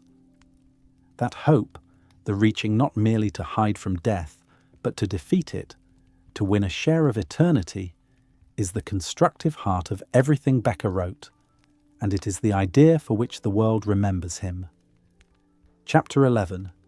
The Immortality Project. Everything we have seen so far is the defensive side of the human creature, the hiding, the armor, the vital lie, the flight from the terror. If that were all Becker had to say, his picture of us would be small and grim, a species crouched behind its defenses waiting to die. But it is not all, and the other half is the reason the world remembers him.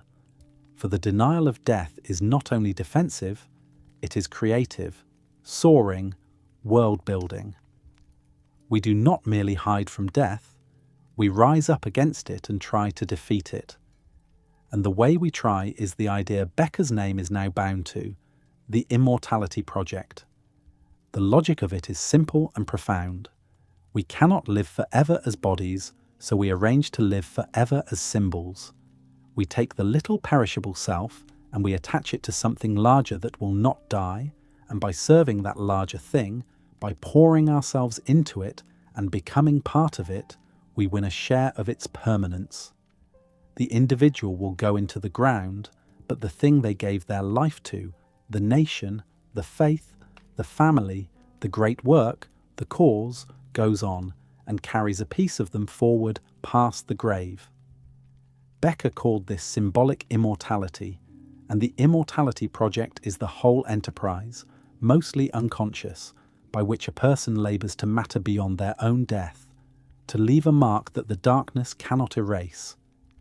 It is Otto Rank's private wish to be the author of one's own being, which we met a few chapters ago, lifted up out of the single struggling soul and built into the very structure of civilizations.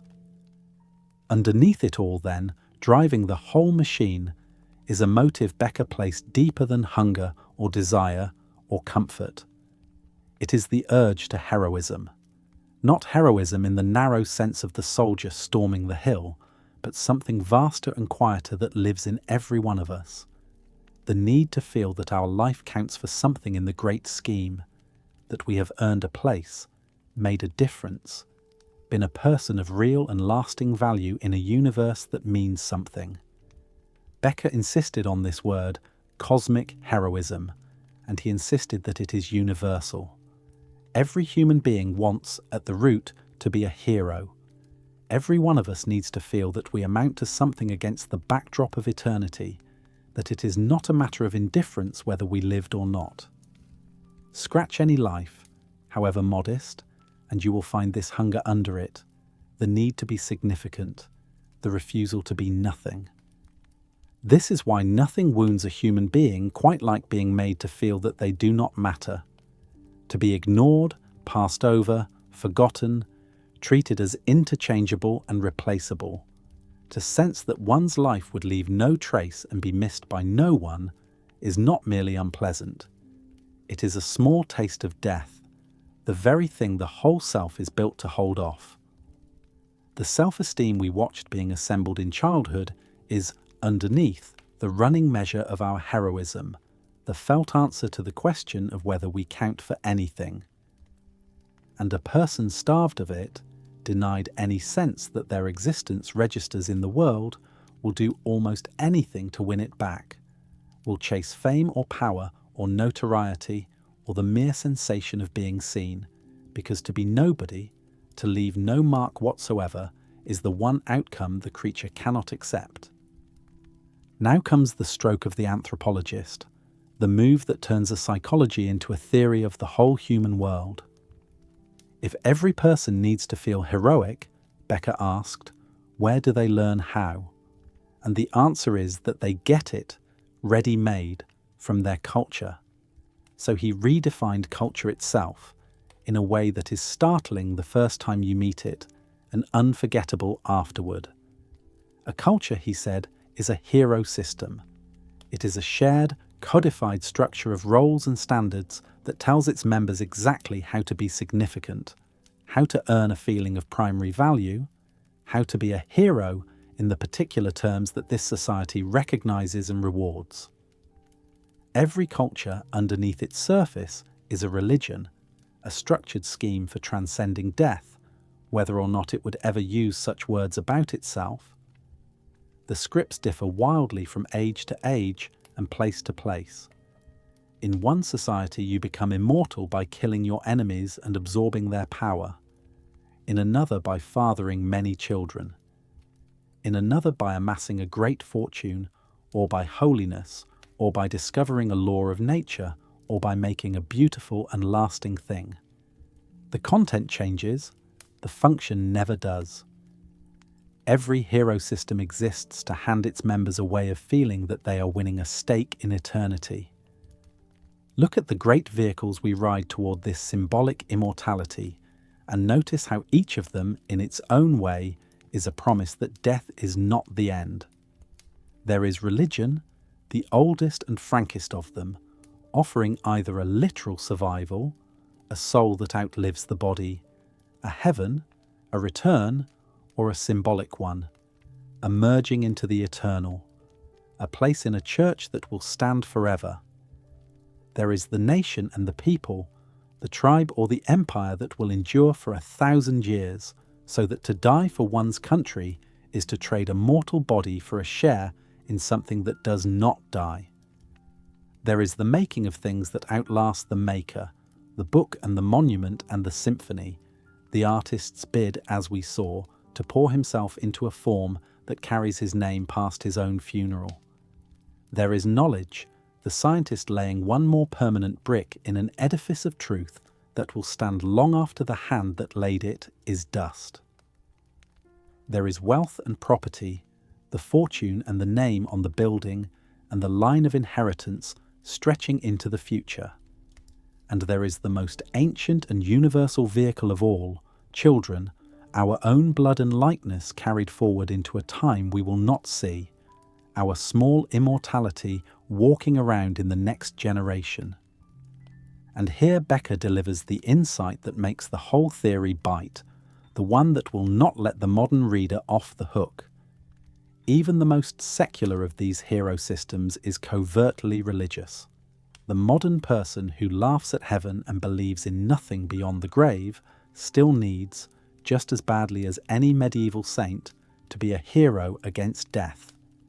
And so, without ever noticing what they are doing, they pour the very same religious energy into a career, a movement, a cause, a fortune, a body of work, a legacy, seeking salvation by other means, seeking to be justified and made permanent, only now in the language of achievement rather than the language of God. We have not outgrown the religious need. We have merely disguised it, and often disguised it from ourselves. The ambitious atheist building a monument to his own name and the devout believer storing up treasure in heaven are doing, at the level Becker cared about, precisely the same thing. Both are refusing to die. You can watch the whole covert religion at work in something as ordinary as a career. A person spends the best hours of their one brief life inside an organization, straining toward the next title, the corner office, the raise that is never really about the money, the recognition of colleagues, the feeling of being indispensable, of building something, of leaving the place larger than they found it. Ask them why it matters so much, and they may not be able to say. It matters because it is their hero system, the arena their culture handed them for earning the feeling of primary value, and every promotion is a small proof that they count, and every setback a small rehearsal of oblivion. The office is a temple, though no one there would ever call it one, and the work is a daily liturgy of significance, performed against a fear that is never spoken aloud. It is why retirement can hollow a person out so strangely and so fast, why the gold watch and the suddenly empty calendar can feel less like a reward than like a quiet sentence. The temple has closed its doors, and the worshipper, still alive, no longer has anywhere to go to earn his salvation. There is something magnificent in this, and Becker felt the magnificence keenly. Here is a creature that knows it will die, that carries the terror of its own end under everything, and that responds not only by cowering, but by building. Out of the sheer refusal to accept extinction come the cathedrals and the symphonies, the sciences and the epics, the whole towering achievement of human culture. Our greatest works are the children of our denial of death. Becker did not sneer at this. He stood in awe of it. The Immortality project is at once the source of everything glorious in us and, as he was about to show, the source of everything most terrible. For there is a flaw built into the very heart of it, a crack that runs through the foundation, and it is this. My Immortality project and yours may not fit in the same world. If my sense of counting forever depends on my God being the true God, my nation the chosen one, my way of life the right and lasting one, then your different God, your rival nation, your foreign way of living is not merely a difference of taste. It is a threat, and a threat of the deepest kind, because your very existence suggests that my hero system might be only one story among many, that my bid for eternity might be arbitrary, might be false, might be worth nothing. And that is the one suggestion a human being cannot bear, because it pulls the ground out from under the whole structure of a life. So the collision of immortality projects is written into the design, and it is, as we are about to see, the deepest root of human cruelty and human war. But before we follow the Immortality project down into that darkness, there is one version of it so intimate, so ordinary, and so quietly doomed that it deserves a reckoning of its own. In the modern world, having lost much of our old confidence in the grand cosmic systems, the heavens and the empires and the eternal churches, a great many of us have tried to wring an entire eternity out of a single other human being. We have taken the whole weight of our need to be significant forever, and we have laid it on the person we love. Chapter 12. The Partner as God. As the old cosmic hero systems lost their grip on the modern world, as heaven slowly emptied and the great collective faiths thinned into habit, the need those systems had satisfied did not vanish. A need that deep never simply vanishes. It has to go somewhere. And in the modern world, more and more, it went on to romantic love. Having lost our confidence in the eternities, we took the whole enormous weight of our hunger to be significant forever, to be justified, to be redeemed, and we set it down on the person we love. Becker saw this clearly, and what he saw was both tender and a little terrifying. The modern lover, he observed, asks of the beloved almost exactly what human beings once asked of God. Listen to the things we say and hear how vast they are. You are my whole world. You complete me. I could not live without you. You are my reason for everything. We say them as endearments, lightly, but Becker asks us to feel their real size. We are asking another human being to be the meaning of our life, to see us more truly than anyone has ever seen us, and to find us worthy, to forgive our failures, to redeem our smallness, to be the fixed point on which a whole existence can turn. We are asking a person to be our salvation. We are asking them to be a God. And no person can be a God. This is the heart of it, and it is why the disappointment is built into the very design. The beloved is not the ground of the universe. The beloved is another frightened, limited, mortal creature, carrying their own terror and their own hidden needs and their own vital lie, and they cannot possibly be the foundation of someone else's entire existence, for the simple reason that they are not the foundation of their own. So the collapse is only a matter of time. The God we married turns out to catch colds, and to sulk, and to leave the dishes in the sink, and to be tired and ordinary and afraid, and to be in the end just another person, as lost and as searching as we are. And we feel, without quite understanding why, obscurely betrayed. Not because they have done anything wrong, but because we asked of them the one thing no human being could ever give, and they failed to be infinite. If you have ever quietly laid the whole weight of your need to matter onto one other person, and watched them slowly buckle beneath it, or felt yourself buckling under someone else's, then you already know from the inside the impossible thing Becker is describing. It is one of the most common sorrows there is, and one of the least understood, because we so rarely see what we were really asking. What makes this so poignant and so revealing is what it tells us about the modern condition. We turn to a lover for our salvation because we have run out of other places to put the need. The heavens have gone quiet. The great shared projects feel hollow or far away. And so the whole cosmic hunger, which once had a temple to go to, comes to rest instead on the nearest warm body, the one person who seems to see us and to stay. It is, in its way, the same surrender we saw a moment ago, the handing of our terror to a larger figure, so that we do not have to carry it alone, only now the figure is not a leader above us, but a partner beside us, and we call the surrender love. And it is a sign of how alone the modern self has become that it must ask a fellow creature, as frightened as itself, to stand in for the whole of eternity. Becker was not mocking love when he wrote this, and it would be a serious misreading to hear him that way. He was not saying do not love, or that love is a delusion. Love is real, and it is among the best things we are given. He was saying something more useful and more merciful. He was saying, see what you are actually asking and understand why it wounds. For if we can grasp that the bitterness and the disappointment come not from the other person's failures, but from an impossible demand we laid on them without knowing it, then we might love a little more gently. We might stop asking a human being to do the work of the cosmos. We might forgive our partners for being merely human, which is the only thing any of us can be, and hope, in turn, to be forgiven for the same. This is the Immortality project turned inward and made intimate.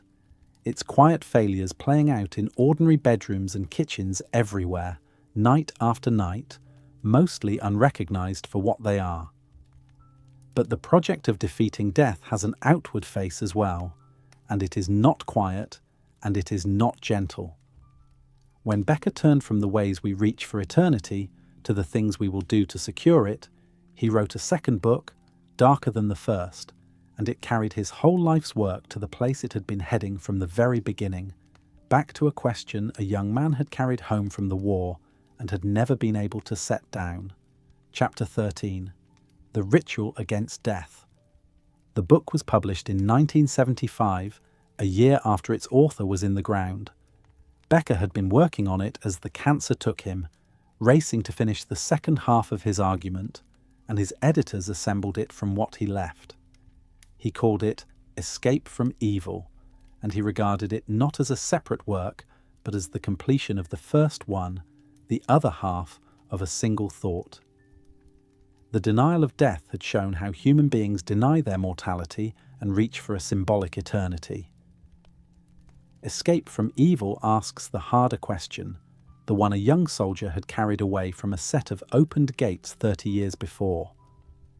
Given all this reaching for immortality, where does human evil come from? Why do the same creatures who build cathedrals also build the machinery of mass death? Becker's answer is one of the most disturbing propositions in modern thought, and he builds it patiently. Human evil, he argues, does not come mainly from cruelty or from some dark instinct for destruction. It comes, paradoxically, from our terror of death and our craving for immortality. We do our very worst not in spite of our hunger to be heroes over death, but because of it. The same drive that raises the temple raises the scaffold. To see how, Becker takes us all the way back, past the modern world, to the oldest human institutions, because the pattern is clearest there, in its original form. Long before there were careers and monuments, human beings were already at war with death, and their weapon was ritual. Early societies lived inside a world thick with invisible powers, and their ceremonies were not idle superstition. They were techniques, the first technology of immortality, methods for controlling the unseen forces in order to secure life, to bring the rain and the harvest and the children, to keep the world turning and hold death and decay at a distance. Ritual was how the archaic human being tried to get a grip on the terrifying powers of life and death. It was serious, practical work, the most important work there was. At the centre of that work stood sacrifice. To us it looks barbaric, the killing of an animal, or in the darkest cases, a person, upon an altar. But follow the logic, and it is painfully human. Sacrifice is an exchange with the powers that hold life and death. We give up something precious, we pay in blood, in order to purchase more life, to feed the unseen forces so that they will keep the world going, to hand death its due, so that it will pass over us and ours. Underneath the ritual is an almost economic bargain with the cosmos, a trade of a smaller death now for the postponement of a larger one later. The particular customs are strange to us. The move beneath them, appeasing the powers of death to buy a little safety, is something we still recognize in ourselves. And then there is the ritual that matters most for everything that follows, the darkest and most consequential of them all, the scapegoat. Consider the problem a community faces. Its fear of death, of plague, of decay, of disorder, of everything that threatens its life is unbearable when it hangs formless in the air, belonging to no one and pointing nowhere. So the group does something ingenious and terrible. It gathers up all of that floating dread and loads it onto a single figure, a victim, a person or a group chosen to carry the community's death and evil upon their back, and then it drives that victim out or destroys them. And in the expulsion something extraordinary happens. the community feels cleansed.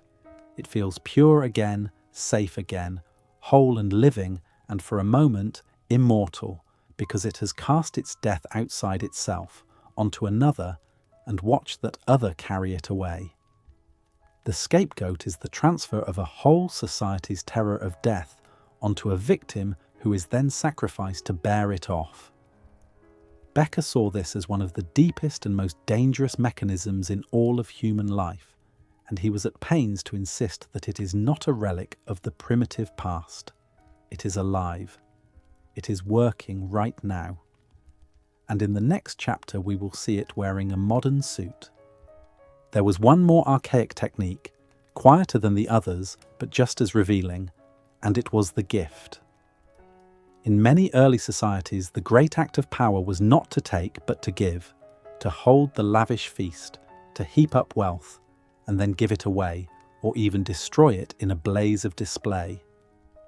This looks like generosity, and in a way it was, but underneath it was a bid for a kind of sacred standing. To give extravagantly was to show that one had life force to spare, an overflowing surplus of the very vitality everyone craved, and to put others in one's debt, and to rise in the invisible economy of prestige and spiritual power. Generosity was a way of storing up a fund of sacred worth against the poverty of death. It is a thought to hold on to, because that invisible economy of life power did not disappear. It hardened in time into something we handle every day and never think to question. You can see the same fear at work in the vast codes of purity that archaic societies built up and guarded with such ferocity, the endless rules about what may be eaten and what may be touched, what is clean and what is polluted, who may be drawn close and who must be kept outside the circle. To us, these rules can look arbitrary, a tangle of ancient fussiness. Becker saw them as a single system with one deep purpose, the policing of the boundary between the living community and the death that presses against it from every side.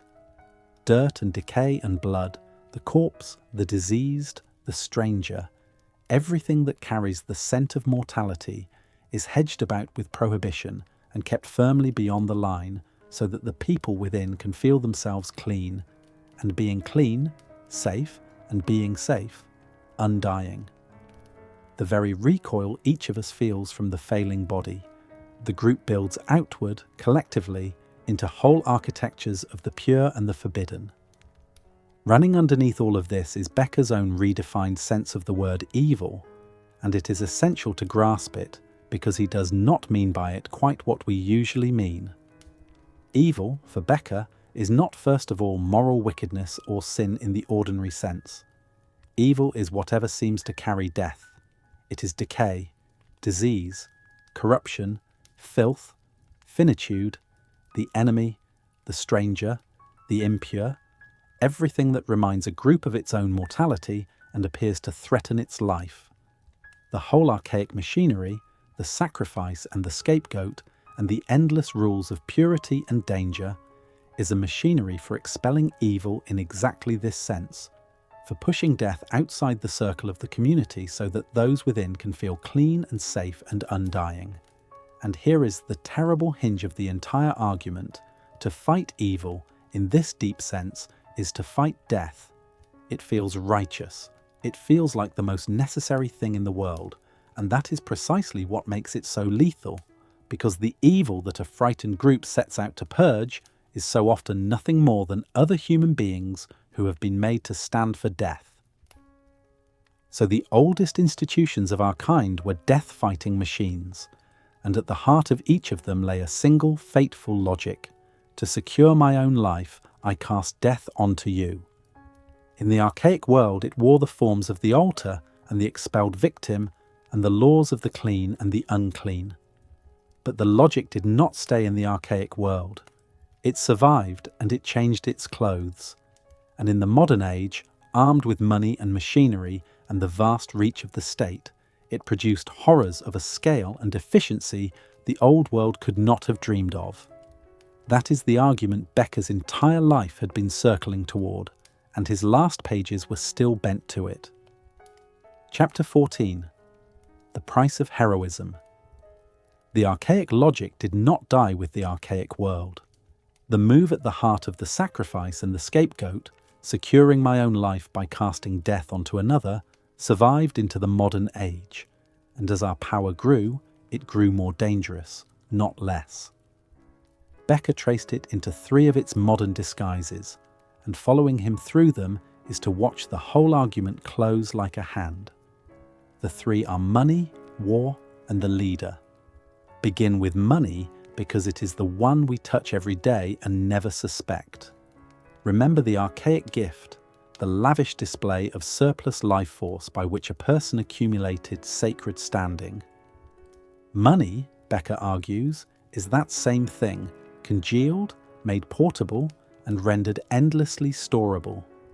From the beginning it was entangled with the sacred, minted in temples, hoarded in treasuries, embodied above all in gold, the deathless metal that does not rust or rot or tarnish, the nearest thing on earth to permanence you can hold in your hand.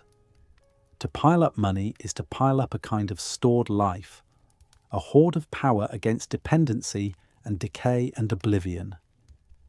This is why the hunger for wealth so often runs far past any conceivable use, why a person who already has more than 100 lifetimes could spend goes on grasping for more. It was never really about the things money buys. It is about immortality. Money is frozen life, and no one can ever store up enough life to feel safe from death, and so the pile is driven higher and higher and never brings the safety it promises, because the thing it is truly reaching for is not for sale. And notice the cruel joke folded inside it. To accumulate the symbol of life, we spend the thing itself. We give up our actual days, our health, our presence to the people we love, the irreplaceable hours of the only life we will ever have, in order to heap up the tokens of a life we are too busy earning to live.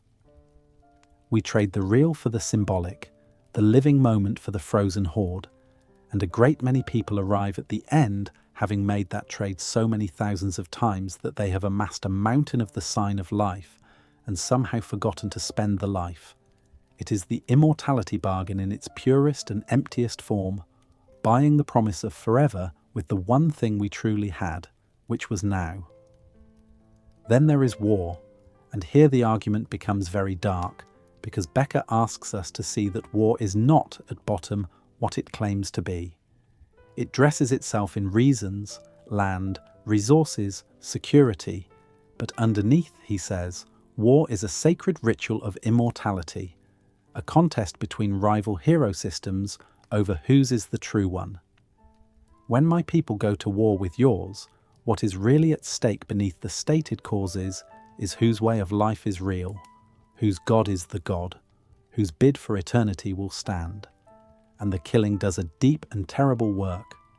The enemy, in the logic we traced in the last chapter, embodies death and evil and the threat to my sacred world, the scapegoat now swollen to the size of a whole nation.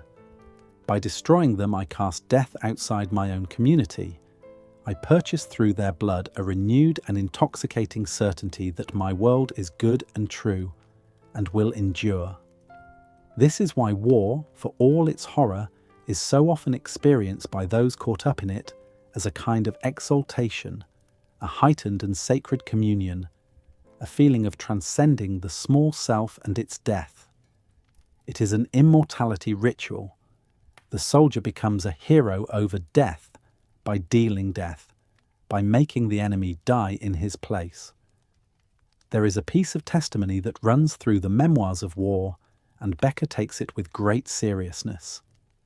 Again and again, men who have been through combat report that they never felt so alive, so bound to their fellows, so lifted out of the grey triviality of ordinary existence as they did in the midst of the fighting. Peace, by comparison, can feel flat and hollow, a return to the small and anxious self. This is not because such men are monsters. It is because war delivers, in overwhelming concentration, the very thing the Immortality Project is forever chasing, a sense of sacred significance, of belonging to something vast and undying, of transcending the little death-bound self inside a great collective cause. That is the dreadful seduction hidden in it, and part of the reason it never seems, for long, to end. And then there is the leader, in whom the transference we examined a few chapters ago returns, magnified to the scale of a nation. Picture a people in a time of fear, their old hero systems crumbling, their sense of significance draining away, the terror rising with nothing left to hold it down. Into that emptiness steps a figure who promises to restore everything, to make them great again, and pure again, and undying again, and who names helpfully the enemy within and without who must be purged for the healing to come. He offers the frightened crowd two gifts at once, a new immortality project to belong to and a scapegoat to destroy, and the relief of it is enormous. The people hand him their fear and their freedom, dissolve their trembling separate selves into the great warm body of the mass, and feel themselves lifted, redeemed, made heroic. And in that fusion of a terrified crowd with a leader who has named its scapegoat, now armed with the machinery and the reach of the modern state, the oldest and darkest ritual of our kind can be scaled up into industrial slaughter. Here we arrive at the hardest thing Becker ever wrote, the insight the whole life had been circling, and it must be stated plainly because everything depends on it. The greatest human evils are not, for the most part, committed by people who believe they are doing evil. They are committed by people who are convinced they are doing good, cleansing the world, purifying it, defending the true and eternal order against the forces of corruption and death.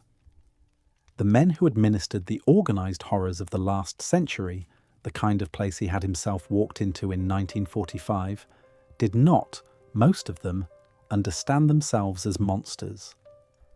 They understood themselves as heroes, ridding their world of what they had been taught to see as pollution and disease, securing 1,000-year immortality for their own people.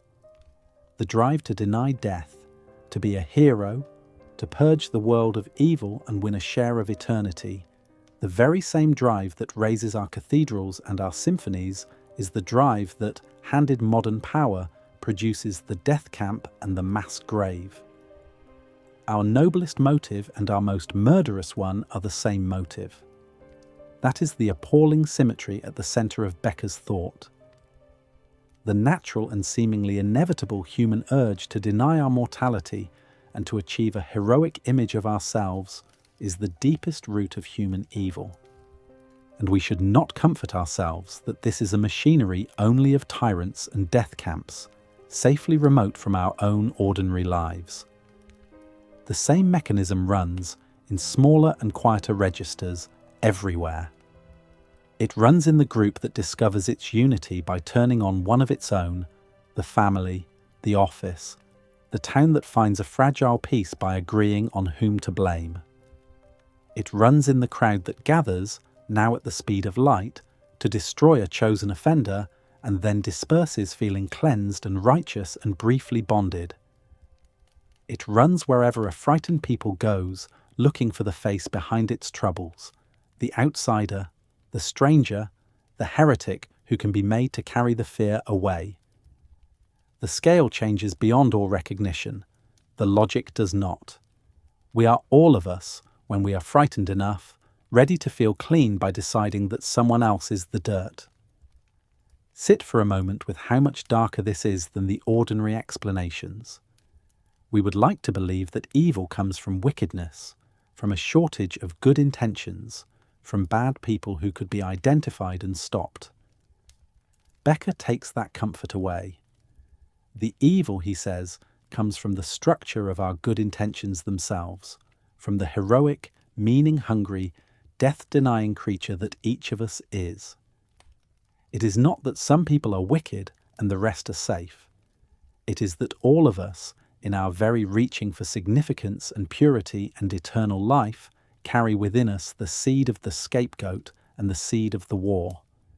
The most idealistic among us may be the most dangerous, because idealism is the immortality project burning at its hottest, most certain that its vision is the true one and most willing to sacrifice the impure to it. This is why Becker's vision is tragic rather than merely bleak, and the distinction matters. A pessimist says human beings are bad. Becker says something worse and more truthful. He says the problem is not our badness, but our need for goodness.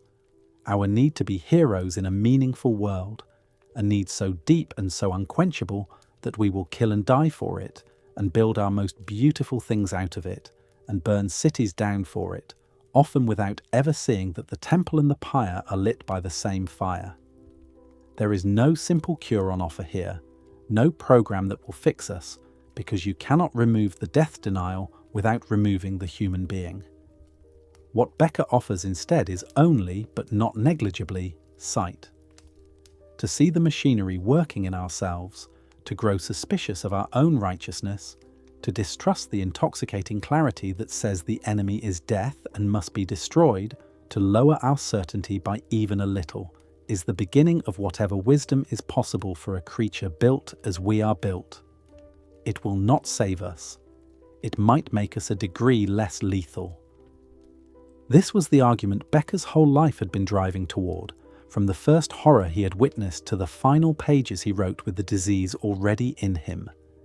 He had followed the terror of death outward from the single trembling child, all the way to the scapegoat and the battlefield and the industrial horror, and he had shown, with a terrible and patient consistency, that it is all one thing, that the fear we each bury in the first chapter of our lives is the same fear that ends, sometimes, in the mass grave. And then, even as he laid down the last of it, the argument turned and came for him. The disease that was killing him made the whole vast theory unbearably personal. The man who had spent a lifetime explaining death was going to die, and soon, and he knew it, and the only question left to him was the one his entire life's work had circled, and never quite had to answer for itself. Not what death means in general, how to meet his own. Chapter 15. The Test of a Life. In the long conversation he gave to the writer Sam Kean as he was dying, Becker knew exactly what was happening, and he said so. His own death, he understood, was about to become the final test of everything he had written. He had spent a lifetime arguing that human beings cannot look directly at their own mortality, that we all need our illusions, that the armor is not optional. And now here he was, with the thing itself close and certain, handed the one chance to find out whether that was true, even of the man who had discovered it. Would the theorist of denial flinch and hide like everyone else? Or could a person meet the end awake? He treated his own dying as an experiment, perhaps the only fully honest one he would ever get to run. His theory might seem to predict a collapse. If no one can face death without the vital lie, and if stripping away the armor is to be destroyed by what it holds back, then the author of that idea, dying with his eyes open, should have come apart. He did not. What those near him saw, and what the conversation itself records, was not a collapse. It was a strange, lucid, hard-won peace. He was calm. He was clear. He faced it fully awake, and he was not annihilated by the sight.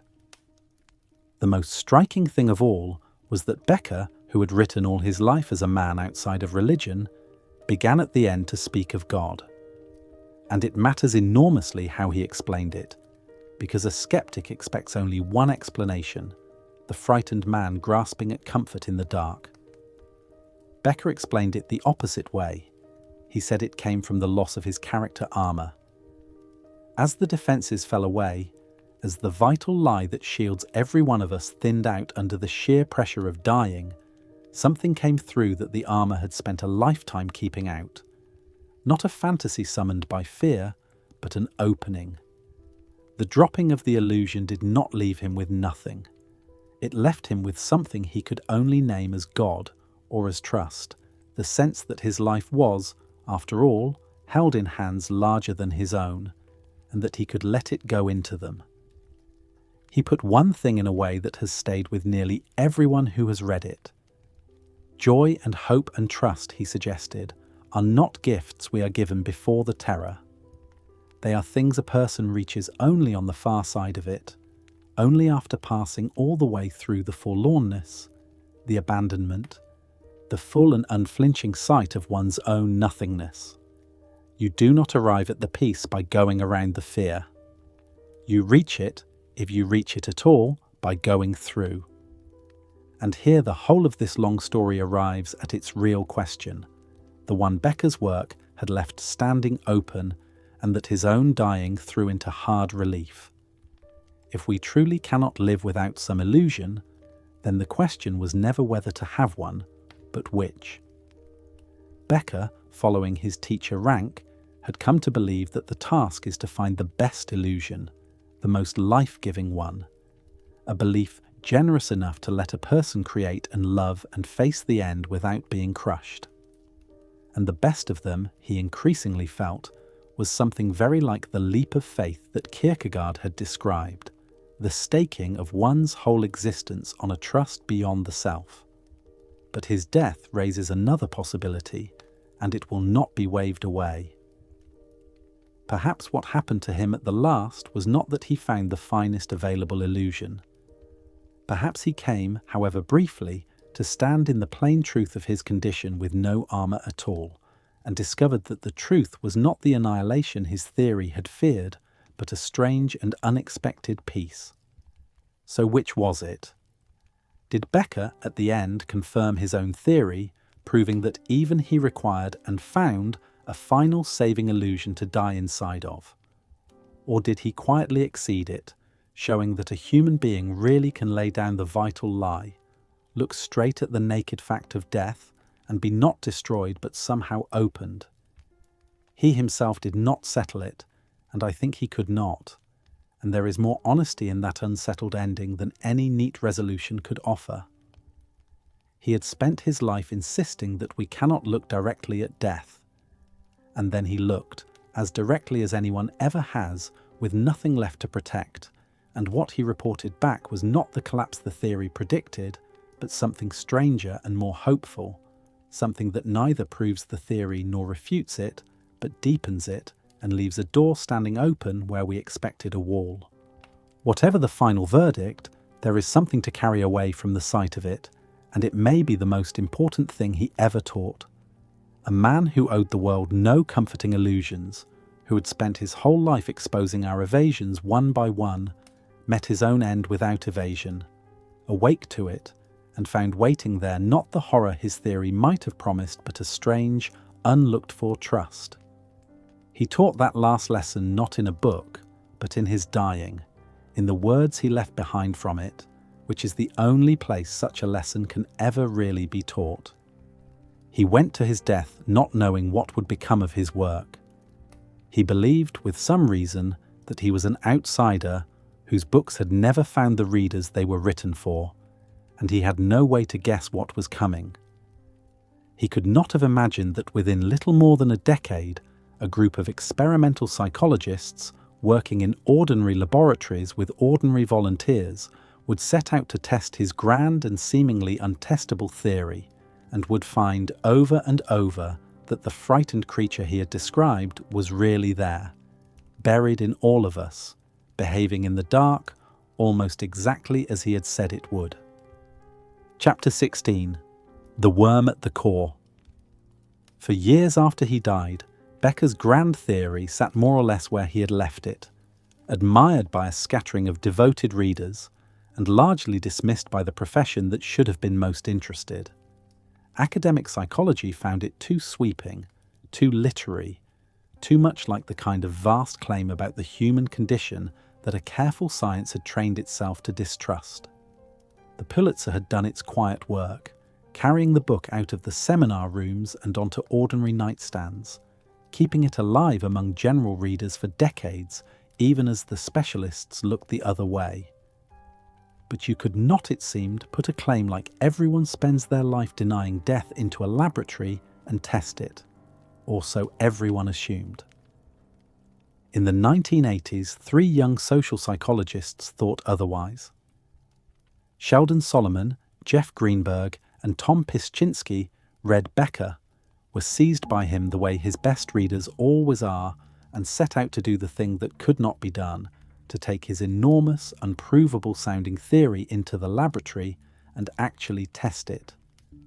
They called their approach terror management theory, and the method they hit upon was as simple as it was ingenious. Remind people quietly of their own death, and then measure what changes in them.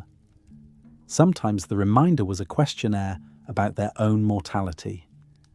Sometimes it was an interview conducted, by design, in front of a funeral home. Sometimes it was a single word flashed on a screen too fast for the conscious mind to catch. They called this a reminder of mortality, and then they watched what it did.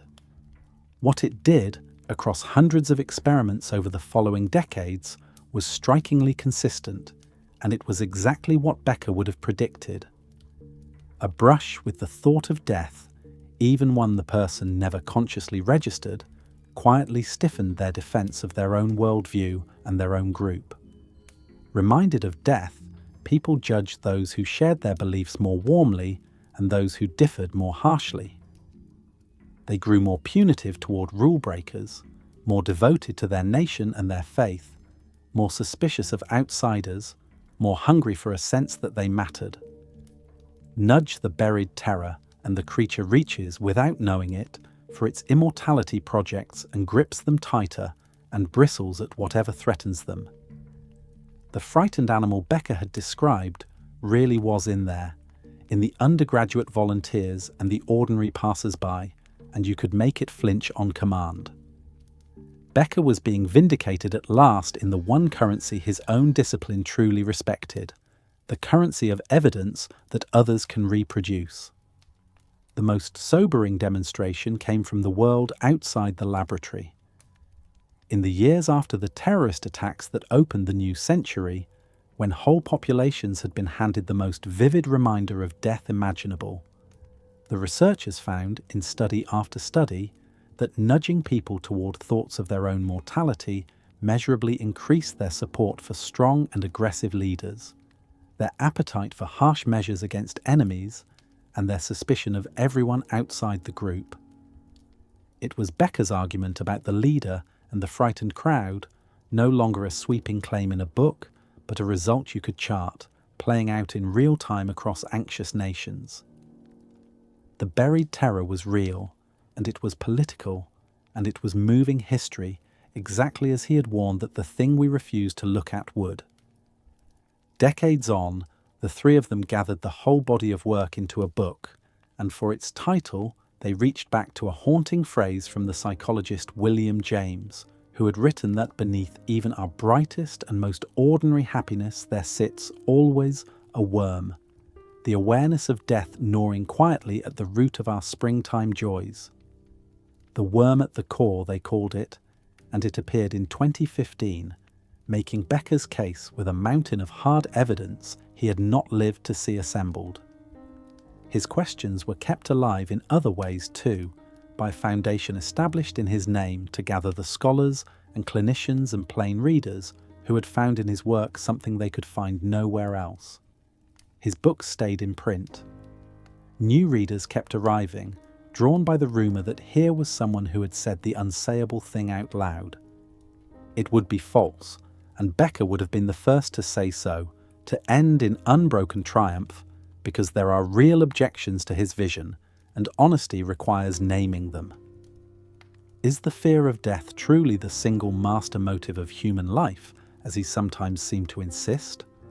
Or is it one great motive tangled among several, bound up with desire and attachment and the plain animal will to keep living?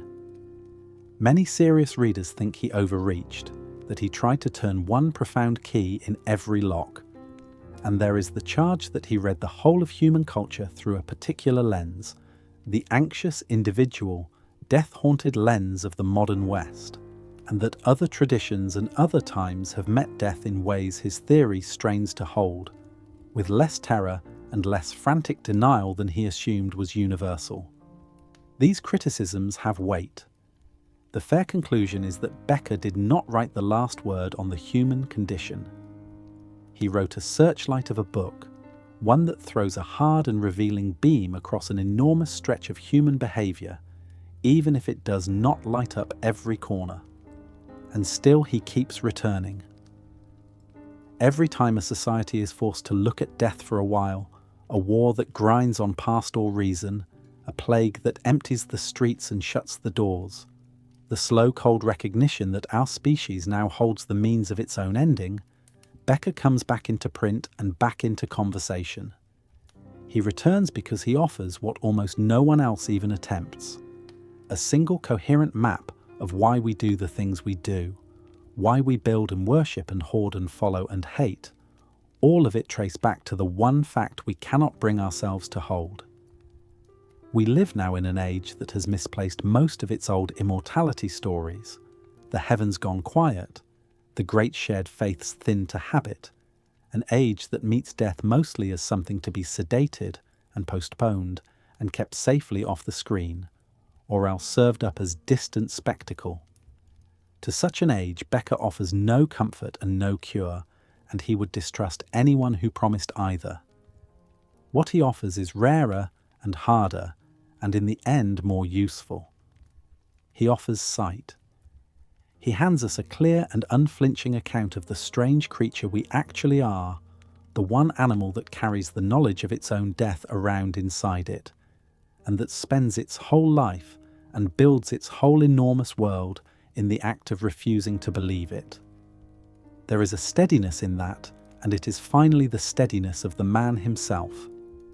He looked longer and more directly than almost anyone before him at the very thing the rest of us are organized to avoid, and he did not look away, and he was pushed to the edges of his profession for his trouble and kept looking anyway. He asked us to see the fear under our achievements and the death under our hatreds, not to leave us despairing, but because he believed to the end that a creature which could see the machinery working inside itself might just become a little wiser, a little gentler, a little less lethal in its certainties. He did not think the truth would save us. He thought it might sober us, and that this was worth a life. And when his own turn finally came, he met it awake, more steadily than his own theory had ever dared to promise. That is the work, and that is the man, and it is enough to keep a light burning beside for a long while yet.